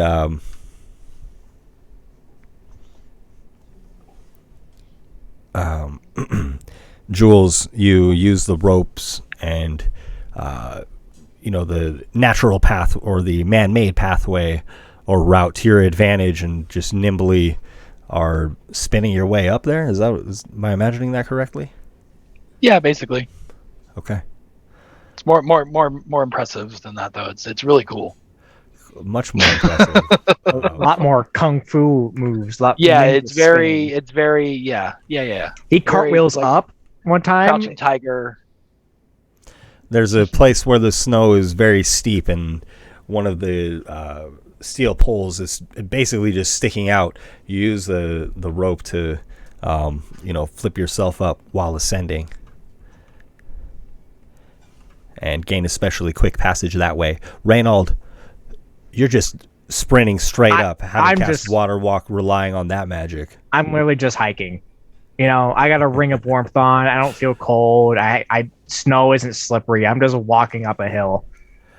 Okay, and you are treading forward easily, and however, Yoshiruki is left behind, and as the Griffins spiral downward, two of them take this opportunity to swipe in and make an attack.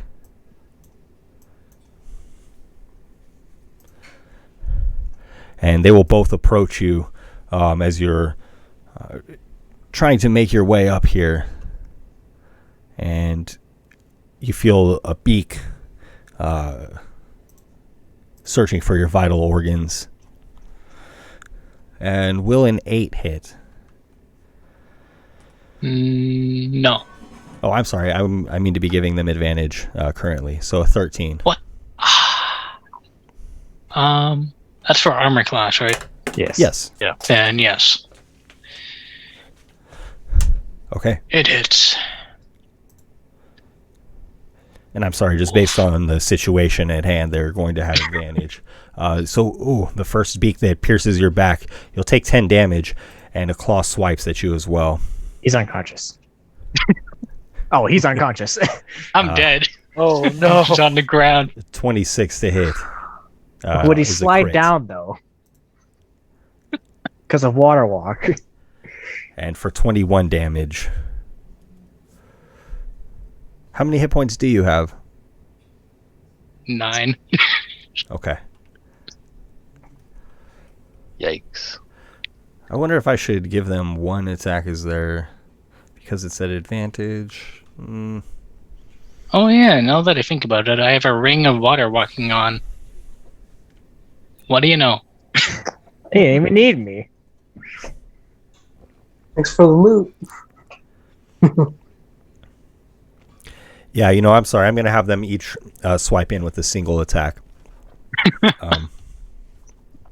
Right off the bat. And as one flies away, you can make an opportunity attack against it. If you like. If you have a way of doing so. It's got like a dagger or something, if I remember. I've got like Thorn Whip.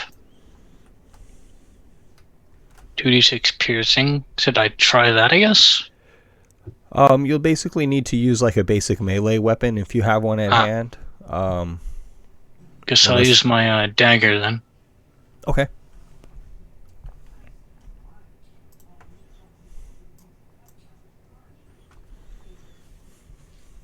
A 14 will hit.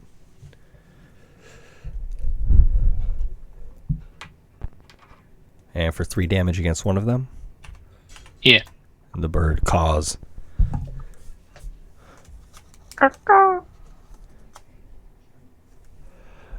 Okay, and then with the birds gnashing at your back, you join your friends, and the 4 of you have your back to this wall of rock, and there's this overhang preventing the Griffins from their preferred tactic, which would be just, a flyby attack.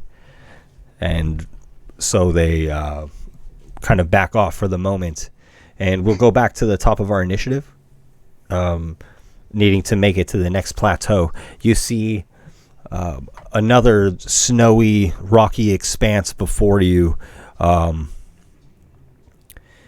And keep in mind, you can make use of the advice from your new business partner, so to speak, as far as using the mushrooms on the way up as cover, if you like.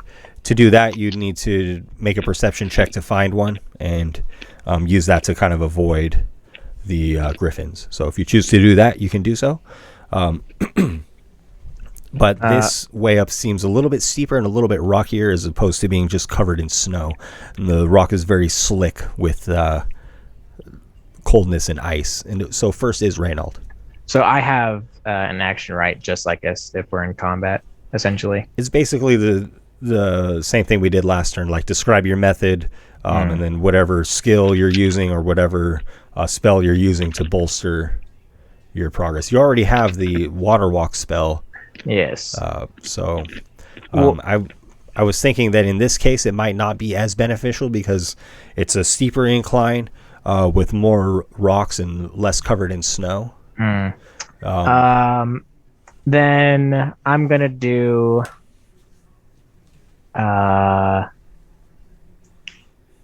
Jules. These two guys got some good stuff. They can fly. Do you think you need any help, or are you good? Nah, I think I'll be all right. Okay, all right.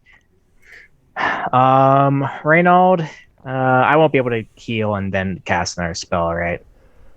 Because I might want to heal our new friend Yoshi, but I also have something I could cast. You guys on can myself. take a moment to heal if you need to. You're kind of in a safe haven here for a moment as you view the ascending slope.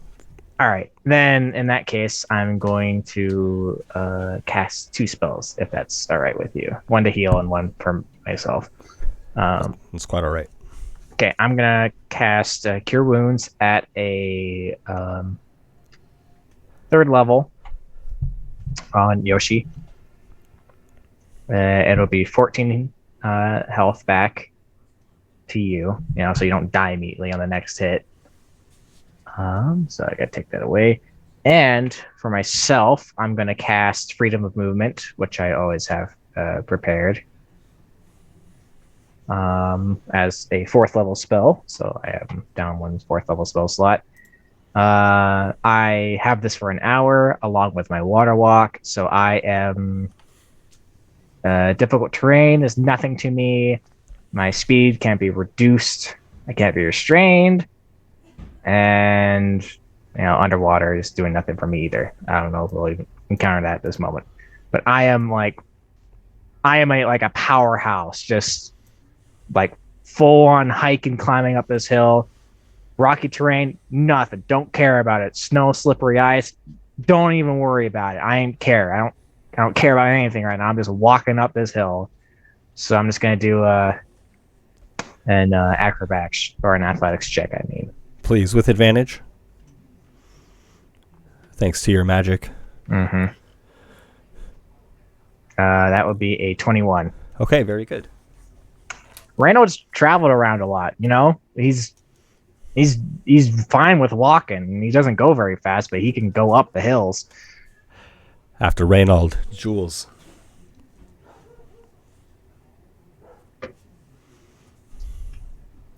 Sorry about my dog there in the background too. No worries. Don't even hear him. Called on you right as you took a big old bite. My apologies. No, that's okay. That's okay.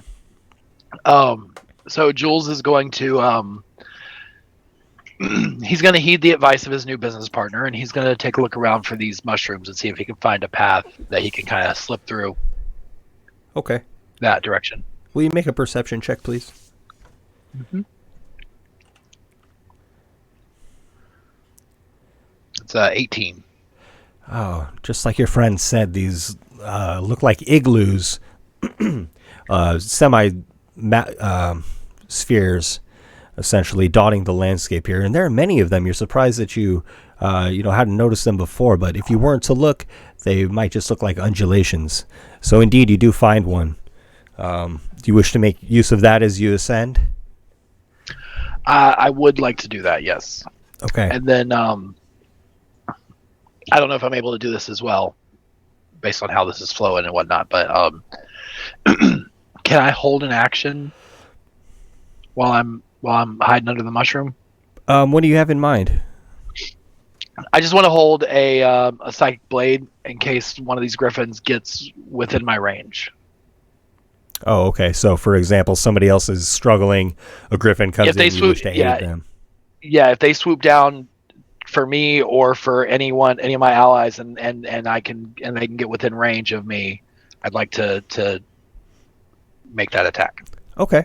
And will you please make a stealth check with advantage? As you move up the hillside, you see one that looks like a good option that's about halfway up. Yeah, 22. Sure. And this thing branches out almost like if you turned a glass all the way upside down, and there's just enough room to squeeze into it, and you even need to kind of brush some snow away to make your way in there. And inside, it's as if you were inside of an igloo, if you could imagine that. And if you would, please roll a D100. Ah, jeez. Ah, he's getting high. There it is. See how lit I get, guys. 55. Almost halfway. If you would please make a wisdom saving throw. Oh, he's getting the psychedelics. About to see Mikas in a little bit. Damn, that's an 8. Okay. That's an 8. Yeah, you look around, and it's really peaceful in here. A nice place to take a quick break and just really chill out. Little nap. And you notice there's... We stress out too much, man. It's like dust kind of drifting around in here, catching whatever light off the reflections in the snow. It's really peaceful. And so you were there for a moment. And after Jules is Mordecai, please. Okay. I'm gonna try to use Disguise Self to change my appearance and maybe camouflage a little bit better with the surroundings. Okay. How so? To try to make it a little easier for myself. Literally, I imagine like head to toe camo.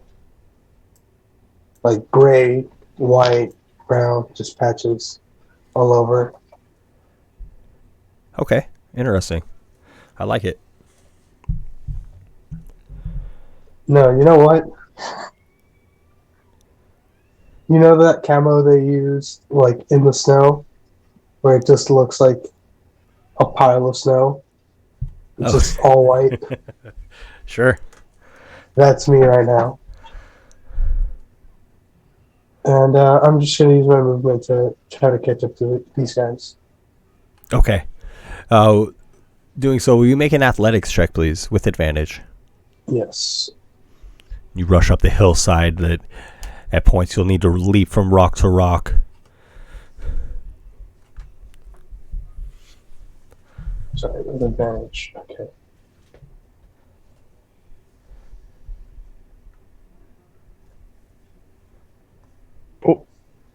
Whoa. Damn. A 0 and a 9. Okay. Oh, And so you attempt to dart up the frigid landscape, and then is Yoshiruki. all right. Thanks for the healing, guys. You're welcome. All right. So I grab my rope of climbing. I grab another python out of my backpack, and I command the rope of climbing to tie itself around the python on both ends. Okay. I get my servant behind me, and I hammer one of the pythons into the wall, and I command the rope to go up and embed itself into a sturdy rock above. Okay. Very good.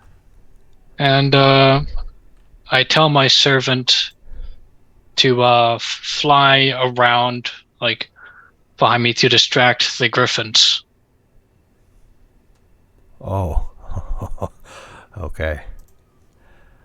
And then you wish to climb the rope, is that right? Yeah. Okay, if you would please make an athletics check to climb with advantage. Oh boy. Oh. Oof.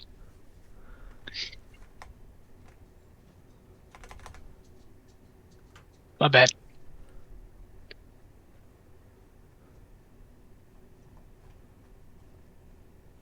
Which one do we use? The top one. Because it rolled twice.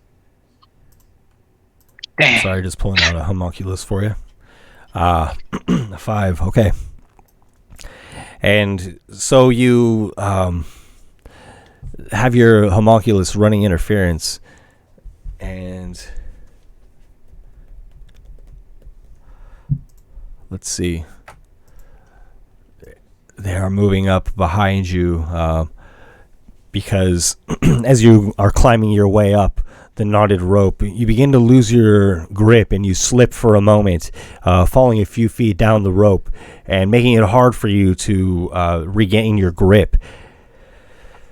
And Wait, would my ring of water walking not provide any assistance at all?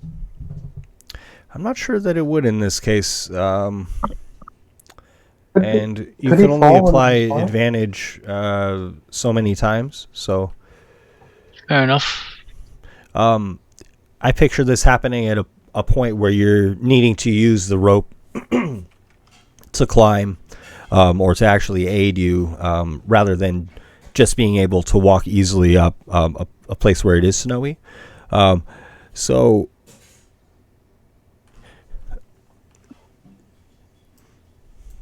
as you are ascending, Jules, you hear something nearby. Somebody maybe no. wants to come and sit with you. Will you make a wisdom saving throw or a wisdom check, please? He's freaking out. 4. He's gonna have a bad trip.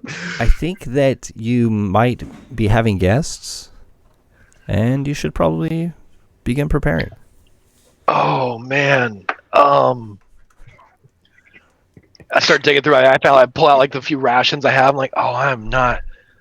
Oh, why'd I sell it? Why'd I give that wine bottle away?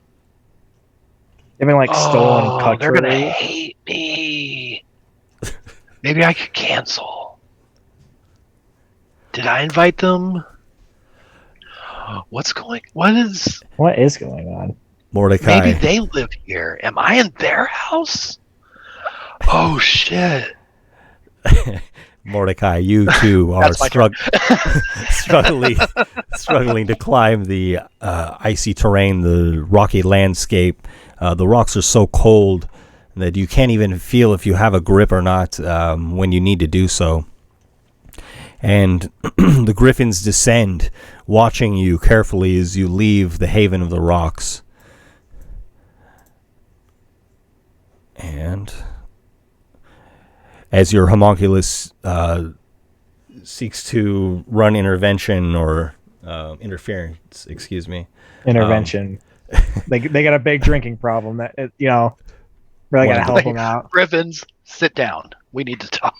Not underneath this mushroom though. You'll have guests. One of the griffins reaches out to snatch it out of the air. This is with advantage. The 22 to hit. Yep. And this will deal 15 slashing damage, and the homunculus is sliced in twain. Yeah, I don't think you could have enough hit points. Falls out of the sky. I have it with 5 hit points, if that's correct. It's 1 plus their level, Oh, okay. their artificer level, and then their intelligence, but it's not above 15. And Jules, you hear rhythmic flapping like an owl in the night hunting.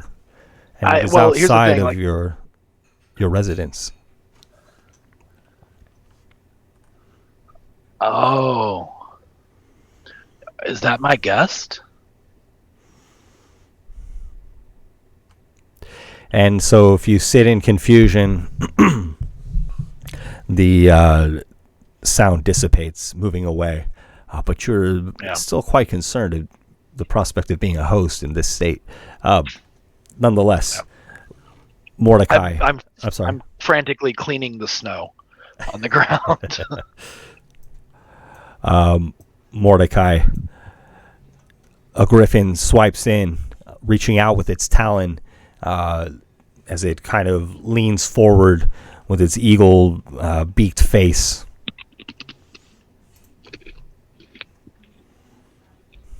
Will a 19 hit your AC? So, Okay.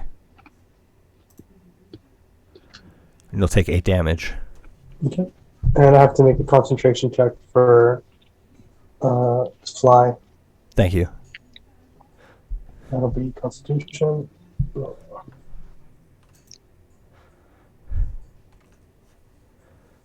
It saves. And the second griffin comes in, clawing at your back. Will a 13 break your AC? Actually, let me check. I think it does. Armor +2, so yeah, that's my armor class exactly. Oh. And you'll take 8 damage from this massive griffin's claw as it slices into you. That'll be another Constitution save. Give me a second.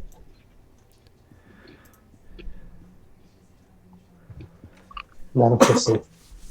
Oof.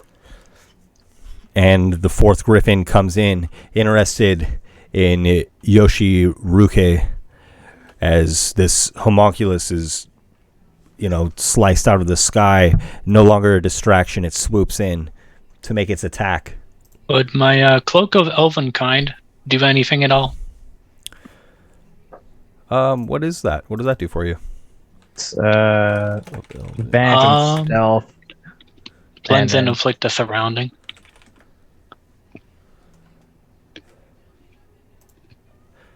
I wish the Roll20 search, like if you put a space between elven and kind, they might figure that out for you. It would just, I don't know. I guess that's my mistake. No, it could be better though. No, it just gives you you have perception checks made to see you have disadvantage, and you have advantage on stealth checks made to hide. So not exactly in this situation, but it might come in handy next time. Yeah, still a great thing to have, honestly. Definitely. As Jules looks on enviously. And so a 25 will hit. Those would go so good with my boots. You will take 13 damage from the griffin. Damn, he might die. Wait, does the healing from before give me like bonus temporary points or no? When it well, you got hit for a lot, and so you'll regain some HP. If it went over, then it wouldn't go into another pool. It'll just max you out. Oh, okay.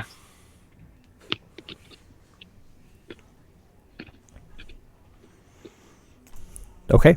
And so as you rush up the craggy hillside, You find cover in another safe haven, another outcropping with cover overhead, and the Griffins rejoin the spiral and the swarm that is above you. All right, let's get an HP check, everyone. How is everybody looking? And as you look I'm about, fine. taking account, you notice Jules is not there. Oh, great. All right. Well, I go over and I go ahead and cure wounds at second level on Yoshi, which is 12 total. Thanks. Jules, will you do me a favor and make a wisdom saving throw? Jules is currently sitting underneath the mushroom. He put his jester hat on, and he's like playing with the bell. And he's got a pack of rations out, and he's like eating them. He's like, He's got the munchies. No. I'm sorry, did you say wisdom check or saving throw? Wisdom saving throw, please. Oh, it's the same. It's the same either way, so I guess it doesn't matter. Okay, 14? Okay. Probably not great. And you recognize that you're feeling a little bit off and not quite in your right mind, and you're able to kind of regain your faculties for the moment, although you sense there might be some lingering effects.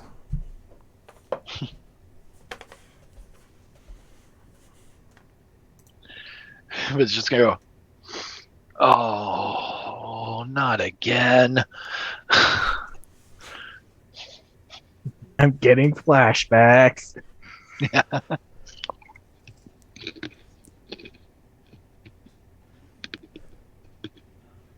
Anyone seen Jules? And so, Jules, if you wish to, you can act and continue ascending the hillside. Oh, okay, great.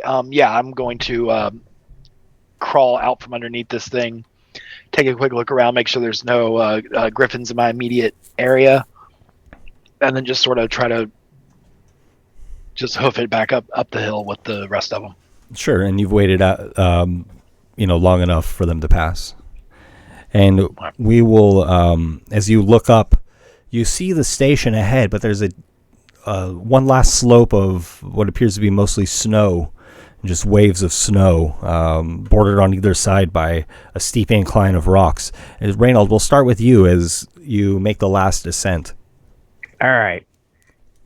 Well, before I go up there, Reynold walks over to Jules and takes the platinum ring he gave him all that time ago off of his finger and puts it on Yoshi. And I'm like, here, wear this. We're married now. What's this do? Congratulations. And I'm going to go ahead and cast a warding bond. What? What's happening? You're getting messed up a lot. So this is going to help. For an hour, you get a +1 to your AC while you're within 60 feet of me. To your +1 to your AC and saving throws and resistance to all damage, but any damage you take that is already being halved, I take as well. So it's effectively being split between us. Thanks. You're welcome. All right, and now Reynold turns around and says, "Keep up," and he starts trudging up the hill. Reynold, you feel in the back of your mind the fire of Bahamut burning. And you gain inspiration. Woo! Awesome. Will the water walk do anything for this athletics check I'm about to make? Yes, it will give you advantage. Okay. And he starts trudging up. 17. Okay, and then next is Jules as Reynold begins to ascend.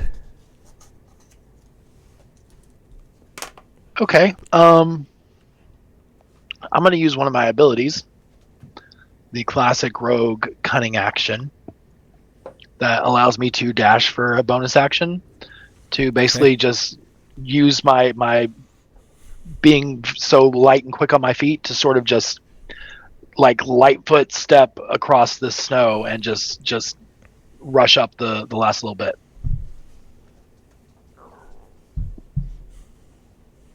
Like one of those, those lizards that can like run across the water, Oh, yeah.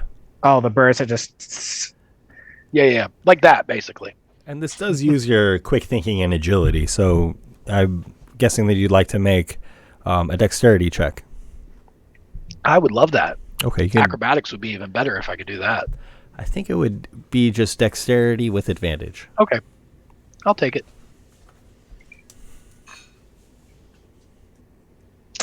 Okay. Oh, yeah, that'll do it. Oh, wow. All right, there you go. That's a 25 crit. Very nice. And then Mordecai, you're next. Yeah, Reynold just sees Jules just zoom by and was like, what? I think it's one of those things where like Jules started to walk and like the snow started to give way underneath him, and so he just was like and just like started running. And he's like, If he stops, he'll start sliding down, so he's got to keep exactly. going. If he stops moving, he's dead. So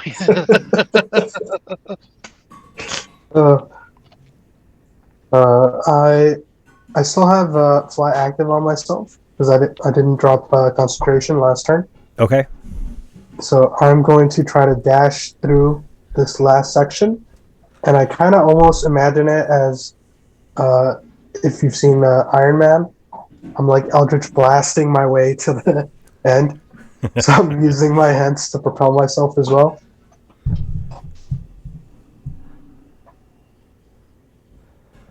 love that. What kind of check do you think this would be? I would love to make it an Arcana check. Yeah, that's kind of what I was thinking, actually. That sounds good. Try to juice up my magic the last little bit.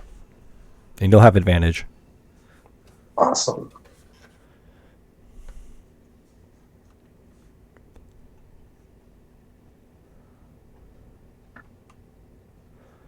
And that'll 22? be a 22. Okay. And then we have Yoshi Ruki. You can do this. All right, so I just put my rope of climbing back into my backpack. You do have fly as well. I take off my cloak of elvenkind, and I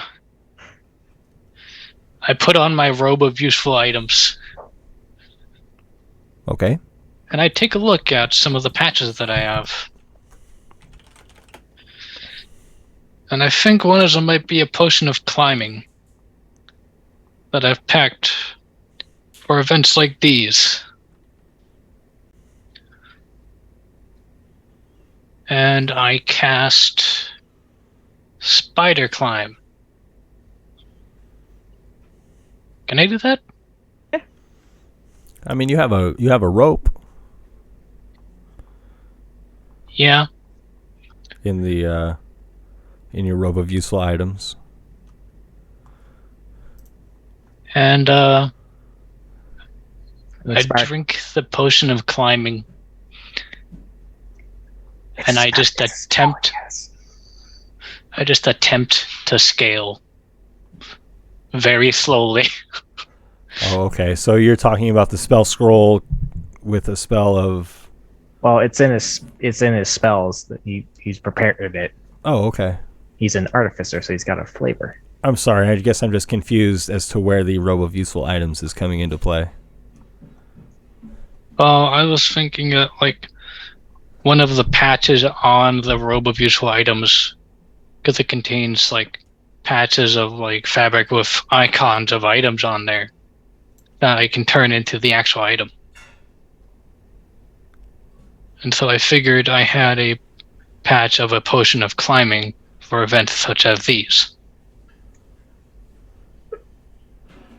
Well, it would just be the items that it says the rope has, and it has 2 of each of the following patches, which I would let you choose, and then it has 4d4 other patches, which would be based off of a lot of rolling and stuff, I guess. But I'm not sure. I think he's casting a spell and he's just flavoring it. Oh, Using the robe for flavor. I'm sorry. Come on, Ben. Damn it. I think that's what's going on. Is that what's happening? Arctic Wolf? Yes. My So the robe, apologies. That's so the perfect. robe That's is somewhat beautiful. a focus. So if you would please, No, not athletics. I feel like it would be, I think it would have to be athletics, but maybe, He stutters up. yeah, it would have to be athletics. If you would please, with All right. advantage. You can roll again. Oh, So with advantage? Okay. Yes, please. Oh goodness. Oh no. Well, Look, guys, he's gonna do it. He's drinking something. I will grant you inspiration for your nice flavor text. You can choose to use that now or at a later time, or you can have inspiration. I have no idea what that is. Basically, you can roll again for. Is it anything? Basically, any check, think anything attack, save. Anything that you roll Yeah, for. Yeah, it's like basically a luck point. Yeah. Yeah, So I'm like, not sure to if say. you roll a d20, you can basically use inspiration to re-roll. Yeah, so you can like use that now or pocket that for later. Well, I'm gonna attempt to use it now. So what do I do? Okay, just roll another athletics check, please. With advantage? No, this would just be the third of the rolls. So the advantage has already been adjudicated. Please. Oh. Finally, I Hey! remember. Hey! Higher than 5. it's higher. We're gonna cheer an 8. No, just This guy teasing. really is an academic. Look at him go. Oh man. Well, you hatch a masterful plan, and then the execution does not pay off as you trudge up the snowy plains here. A snowy wall to your right actually collapses on you for a moment. You have to dig yourself free before continuing your ascent. And it's at that moment that the Griffins swoop in to make their attacks. I feel some damage coming to me, guys. And so first, Claw. All right. Okay. Keep in mind that your AC is bumped up by 1, and So- any damage you take is halved. So will a 12 hit? No. Okay. And the second Griffin comes in. Oh, calling he's at gonna you. get murdered down there. Please, no. Will a 14 hit? Yes. Okay. What's your AC currently? 11 plus 1. Oh, Okay, so if it is 12, then a 12 does hit because you just have to match the AC. Ah. So- God! Here we go. So it would be 13 from that second attack. The first attack would deal 14 damage. Okay. I'm already dead. Please No, stop. no, hold on. There's a If you- chance. You would have each of those because of Reynald's magic. So the Yes. first attack would deal you 7, and the second would deal you. Also 7. That's overkill. Yeah, it's going all the way down. Are you knocked unconscious? Yes. Oh no. Okay. So as you're digging yourself out of the snow, the Griffins pounce upon you, and there you are, laying 30, 40, 50 or so feet downhill from the group, and they turn back and see this take place. And so you're knocked unconscious as the Griffins tear into you. One of them snatches you and begins to fly into the air, flapping its massive wings that are powerful enough easily to lift you with it. And we're going to start at the top of the initiative with Reynald. Reynald, I will place you. I mean, I don't want to mess with the range too much. You're basically, within short range of this Griffin that is Okay. flying away with your new friend. Please Is it- save me. Can we get a little? No, because it would be Mordecai's turn two after me, huh? No. Okay. Yeah. Here we go. I guess. Reynald is just going to be like, "Oh God, no! Put him down." He's gonna cast a banishment on the Griffin that's carrying him right now, and I need a charisma save. And my DC is 16. A 7. So the Griffin is flying away with this guy that we've just met that I've been so desperately trying to keep alive. and then it just pops out and disappears. And as the griffin is falling, or as I imagine this guy is falling, right? As would make sense. The griffin disappears, and surely enough, yes, hopefully not falling to his death. Reynold is going to... No, because he has a ring that would do that for him already. And I've already cast a spell, so I can't do anything like that. Warding Bond is still active. I don't know how much that would help me, and I don't know if I can reach him with my current movement. I guess Reynold is just gonna like hop down and start running back for him. He's just gonna try to close the distance with Yoshi, trying at most trying to catch him, or at least cushion his fall on his own body. Scaling back down the mountain or the hill to meet him. And you're trying to grasp I'm trying Yoshiruki before he's lifted out of your range, or is that the idea? I wanted to banish the griffin at the very least to make sure it wasn't gonna mess with anything, and I wanted to go catch him and before he falls and hits the ground. Oh, gotcha. Okay. So you're basically trying to just get directly beneath to catch your friend. Okay, yeah. I'm sorry. I got distracted. I think that you would need to make an athletics check with advantage to get in the right position. Okay, I'll do that. Oh, please. This guy's not making this easy. I got a non-nat 20. And so you just stomp down the hillside, trying to eye where your friend is going to fall from, trying to find the perfect position. Because it could have been perception, but athletics probably works as well. Reynold, you do so, and then next is Jules.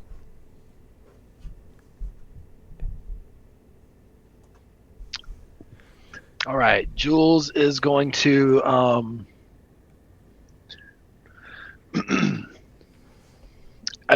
none of the other griffins are down in the area right now, right? They're all still up, swooping around. Yes, there are two others that are nearer than the entire flock. So there are two that are right at hand, and then two that are lurking. Okay.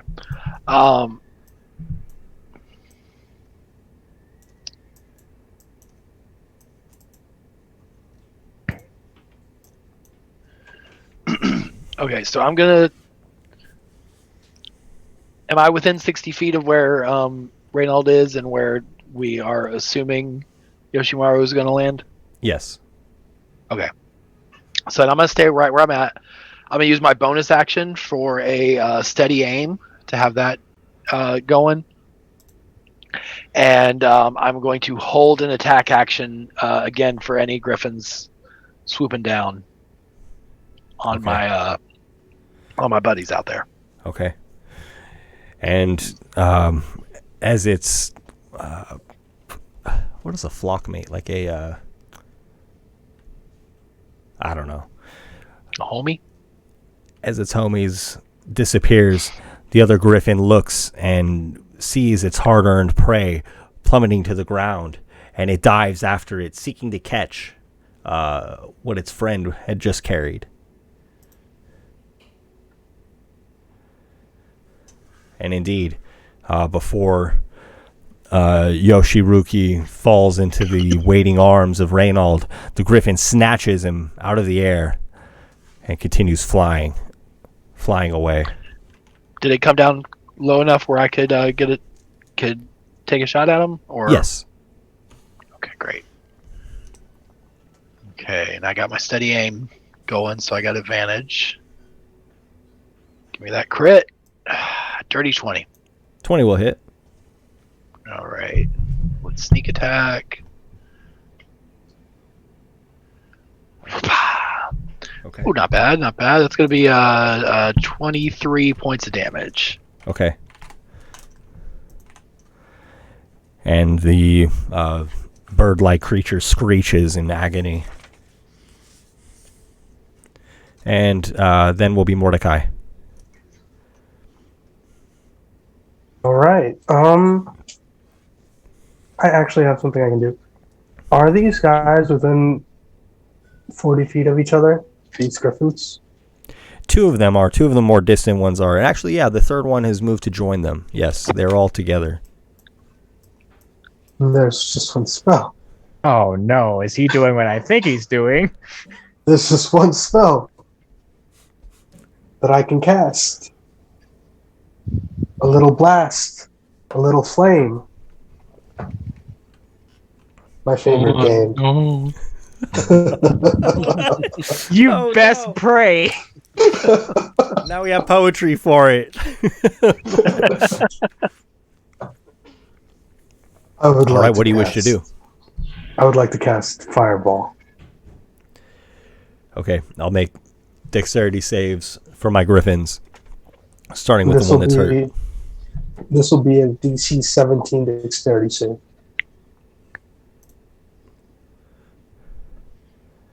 Oh, Woo! So that'll be a 5 from the first, an 11 from the second, and a 20 from the third. Okay. And if you would, deal the damage. Deal the damage. kill them. Do it. Man, I am having really bad luck today. Yoshiruki, what is your maximum hit points, please? 9. What is your what is the most you can have though? The max I can have is 9. I'm currently at 0. Thought we did that before the game. Wait, what? Can't be 9 though. No, it's higher than that for sure. It says 9 right here. Unless we did the character thing wrong. Sorry, I know I overlooked that. We may have overlooked that. I only did this because I knew he still had the ring, where he takes half damage on everything. Oh yeah, he Ooh. does. It still counts. I would take that damage though. I'm okay with that. 8 plus Yeah, that's fine. 9. So what's 6 times 8? 48? 48 plus 9, which would be 57. 57, which is what he would have as his max if we're doing average. That's much better. Yeah, and a lot more health than Can 9. I just change my health to 57 now? Yes, your max. Do I still have 0 though? Incredibly fragile Yes. researcher. That's tricky. I'll put you at 20 hit points. Okay? Yeah. I'm not dead. Let's No, go. You are You're here not dead. You're not dead yet. yet. squirming in the arms of this griffin. A level 8 artificer with level 1 hit points goes on an adventure. I was thinking you were a little too squishy there. I was like, yeah, he's dying a lot. Maybe he's just really low all the time, and I haven't been healing him too well. So Yoshiruki, it is your turn. You're trapped in the talons of this bird beast. Because this changes there what I any, was gonna do. Is there any, like, I guess, platform below that's, like, relatively close? You gauge you're about 60, 70 feet in the air. You do have fly as well. Wait, I have fly? Yeah, Yes, you've yeah. had fly this whole time. You have a fly speed of 60, so Is it possible, okay, for my rope of climbing to come out of my backpack and just tie itself around the neck of the griffin and just choke it? I mean, you can try to use the rope in such a manner. I mean, I can command it to do that itself. Oh, really? Yeah, I can command it. You can tell it to secure itself to an object or unfasten itself, knot or unknot itself, or to coil for carrying. Yeah. Does that count then? I don't know. It's kind of specified what you can command it to do. I think that would be a little bit outside of the realm of what you can command it to do. You could do Alright, it. darn. Let's You see. could What do else it can I on do? the. He's being carried by talons, right?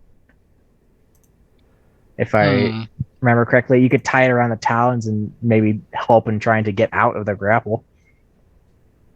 Yeah, they wouldn't count as an object though, so you wouldn't be able to command that to happen. You'd I have to use your guess. action. Wait. How many things can I do? You can cast a spell. You can try to get out of the grapple with strength, which you're not really good at. Okay. I would like to cast a spell and a cantrip. Cure wounds on myself. Except, how do I do like higher level healing? It has a specification on it. I have cure wounds, I could tell you. And cure wounds will take your action, so Yeah. and you won't be able to. How many cast a actions do I cantrip. get? Just one action, or Just the one. What? Yep. One in action, yeah. You wouldn't be able to do a cantrip if you cast cure wounds. because I also have a thorn whip here.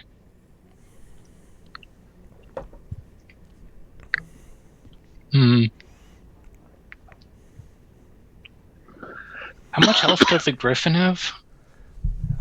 It's hard to say. Alright, fine. I'll just cast Cure Wounds on myself. Okay. Level 3, right? Wait, no, level 8?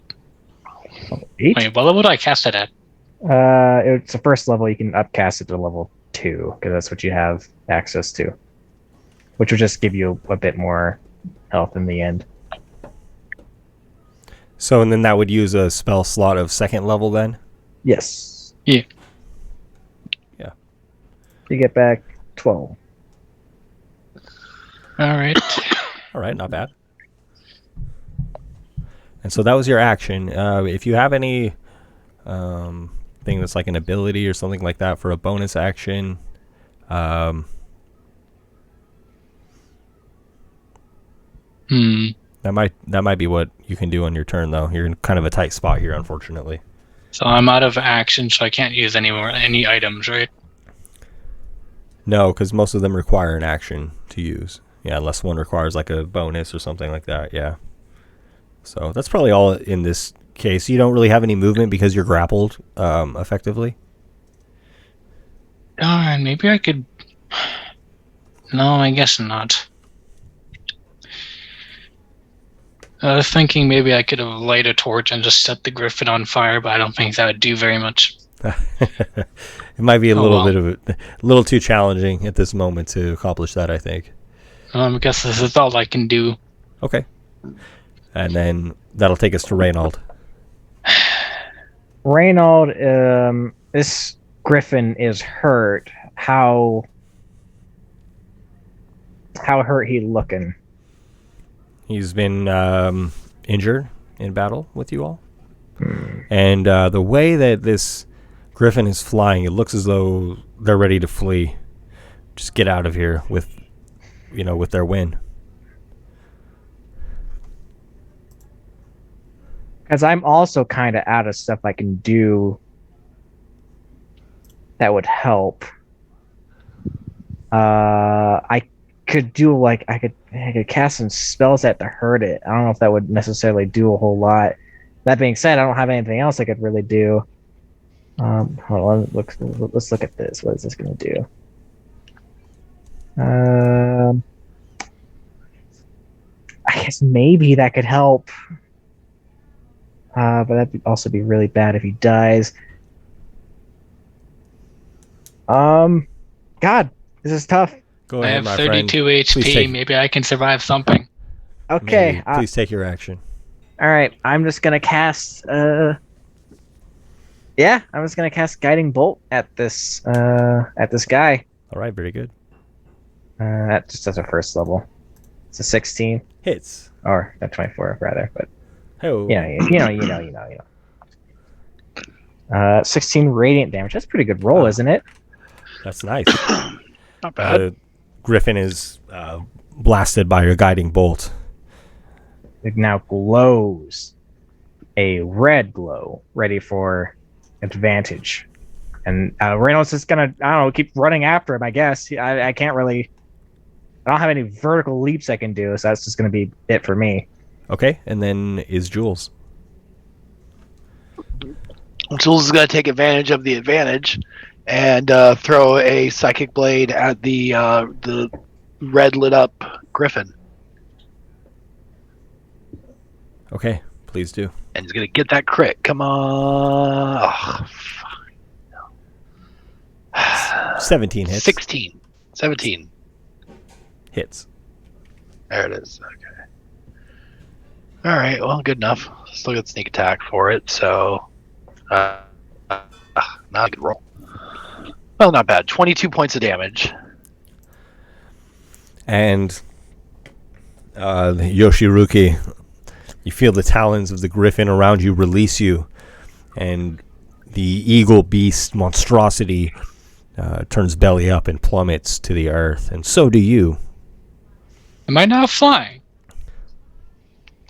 Oh, indeed, you must be. So rather than plummet, you do save yourself.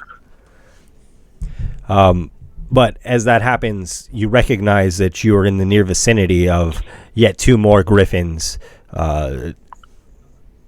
two more from this flock, whom the one who carried you had retreated to.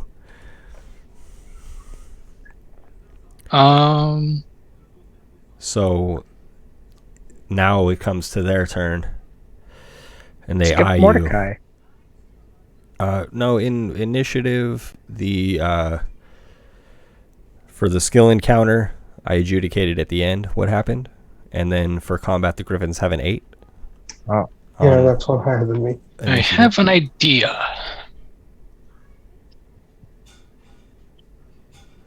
But I don't think it's my turn right now.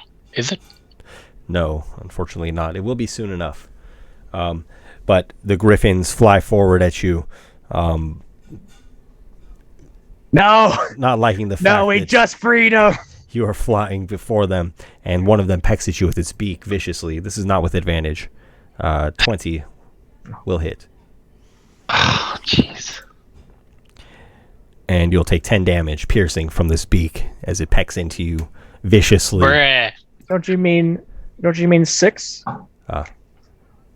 Because it rolled. Oh, the crit thank you. damage, Yeah, thanks. Thank you, my friend. which is reduced to 3. Only 6, reduced to 3 because it's halved. Okay. And the claws that rend your flesh deal 10 damage. And another griffin sweeps in. reduced to 5. Thank you. Swoops in, and it actually extends both claws and tries to grasp you. And in this case, will you make... this is going to be a grapple check. So you can use either athletics or acrobatics. As you like. Okay. Alright. Good luck. I guess I'll go with acrobatics then. Okay. And you're there Just, flying before the griffin as it tries to snatch you out of the air like a smaller bird. And you're not quite quick enough for this bird whose, natural habitat is the sky. This might be your first flight, so it doesn't go your way, unfortunately, and this griffin snatches you out of the air. And Can Mordecai, I do something? on your turn, you'll be able to after Mordecai. Mordecai, you're next. Damn Griffins. I hate to bring more bad news, guys, but the banishment on the other griffin is gone. I failed my No. Constitution save. Oh, We needed no. that. So there's another that we have to deal with. Unfortunately, Oof. All man, right, we really are getting messed up on the home stretch here. So I saw him get taken by another griffin, correct? Yes. And there are the two huge griffins right here, one of them clutching your friend.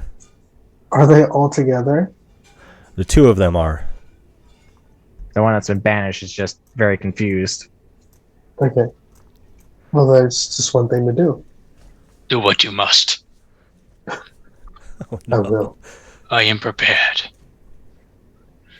I summon the flames of hell once more and scorch my enemies. And sometimes my friends. But And did we deal fireball damage to our friends last time? Did I gloss over that? Because I think that was during the confusion of the being unconscious or not unconscious. It was during the confusion.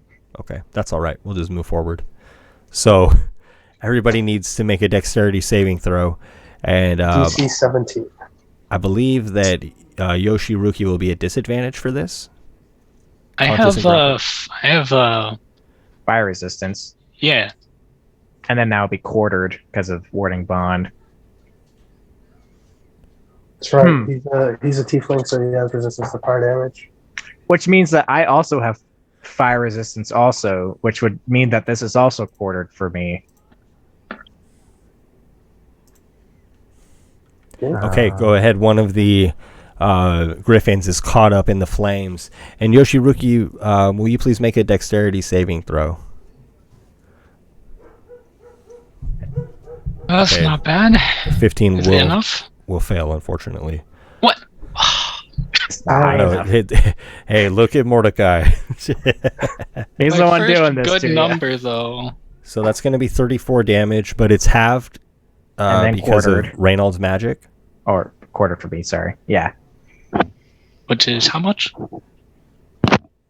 So 34 is... Oh, God. We're really 17. doing math now. And then 8. So you'll take 8 damage from the fireball. So will I. And so there was a failure and a success for the Griffins, a 20 and a 3. And the failure will take 17.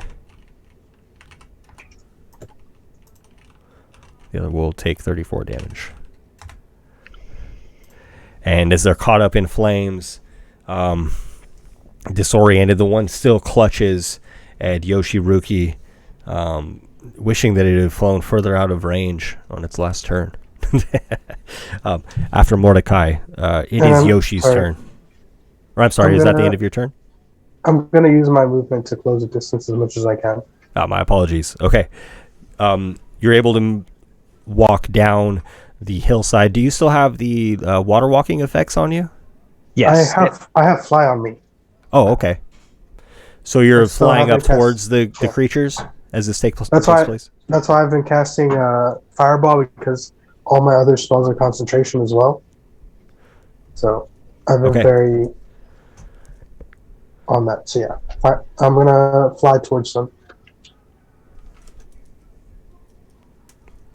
Alright, is it my turn? Yes, it is. Wait, so am I still being held by the Griffin or no? Yes, you are. Okay, then, I guess I'll just cure wounds again. Prepare myself for another one. Another round of damage from everybody, including your friends. Yep.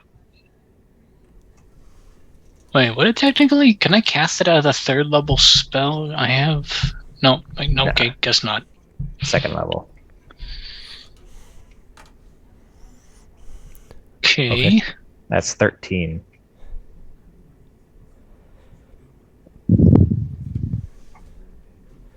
I am prepared. And then next we have Reynold. Mordecai, I don't know if you can cast fly on me, and I can go up there and help or not. I don't know, but I kind of just sitting down here doing what I can. I'm just gonna fling another guiding bolt onto this Griffin that's currently holding him.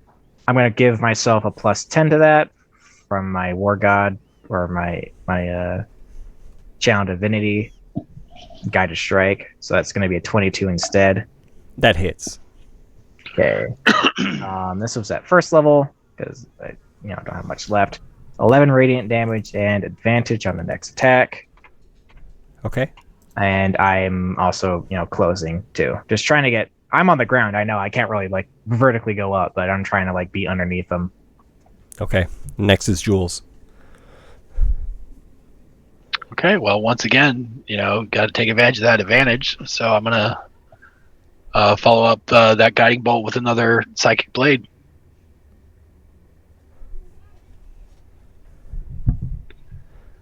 We're looking at 27 Hits. sneak attack. So 27 points of damage also. And the creature is knocked at least unconscious. It too falls belly up and begins plummeting towards the earth. Oh, here he goes.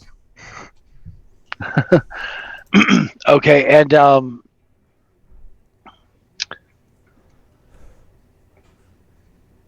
okay, I'll start running towards where Yoshimaru is gonna land.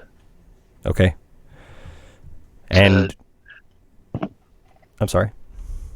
I was just gonna say to help facilitate a as safe a landing as possible. If he goes unconscious, he's got fly, so he's good currently. But never can be too careful with this flimsy researcher. And in the air, the one griffin who has returned to this plane of existence looks about, confused, and flies up out of range, rejoining the flock that circles above. Yeah, that's right. You better run. But the one near Yoshiruki is still hungry, or at least angry, and again bites and claws. Here we go. And a 25 with the beak attack will hit. So you'll take 12 damage from the beak. Up to And 6. A 12. Okay, thank you. And then 12 from the claw attack. Or, I'm sorry, 12 to hit for the claw attack. 4, 6, which is halved. So 3. 3. So 9 total. 9 total? Yeah. Okay. And the griffin flies away. At some point, you've dropped your dagger. And there's no opportunity attack to be had. The griffin is about 80 feet away from you. And then next is Mordecai. I'm going to try to finish this. Griffin. Yeah, kill that motherfucker. He's so much trouble from this one guy. Fuck that guy. Get him. I'm going to go ahead and cast Eldritch Blast. Okay.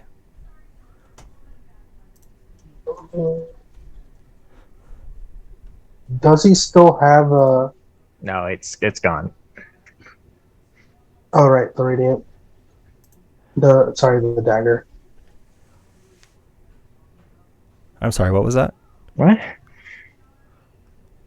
I would give him the +10 on that attack. Why not?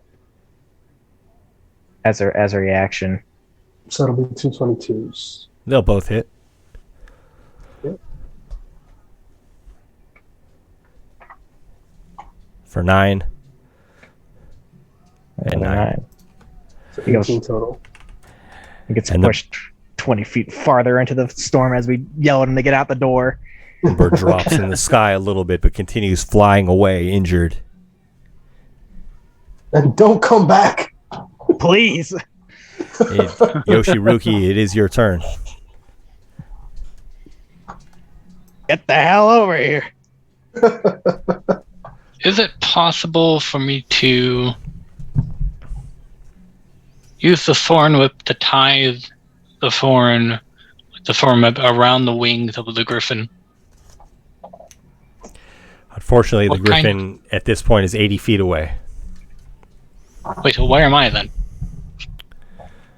Flying near it. So I'm not being held by the griffin? That's right. The one that was holding you is defeated. Oh, okay. Yes. I'm gonna pull out my rope of climbing, hold on to one end, and just have it move to like the closest guy, and so maybe they can grab it Okay. and pull me over. Very good. And as the din of battle subsides, the griffins retreat to their flock, and you just float down gracefully on this rope to rejoin your companions. and there from above, the higher up on the hillside, you see the station, and a small contingent of dwarves comes out with light crossbows. They take a knee and begin pointing, trying to find their target amongst the Griffins. And the group of you are able to retreat safely up the hillside to the station and gain the safe haven in the cover of these dwarves. And the station seems to be some ruin of a building that has been repurposed, and you see several tracks leading in or out of this building. A small contingent of dwarves welcome you, and they seem to have been in the middle of a game of cards. And that is where we're going to end the adventure for this evening.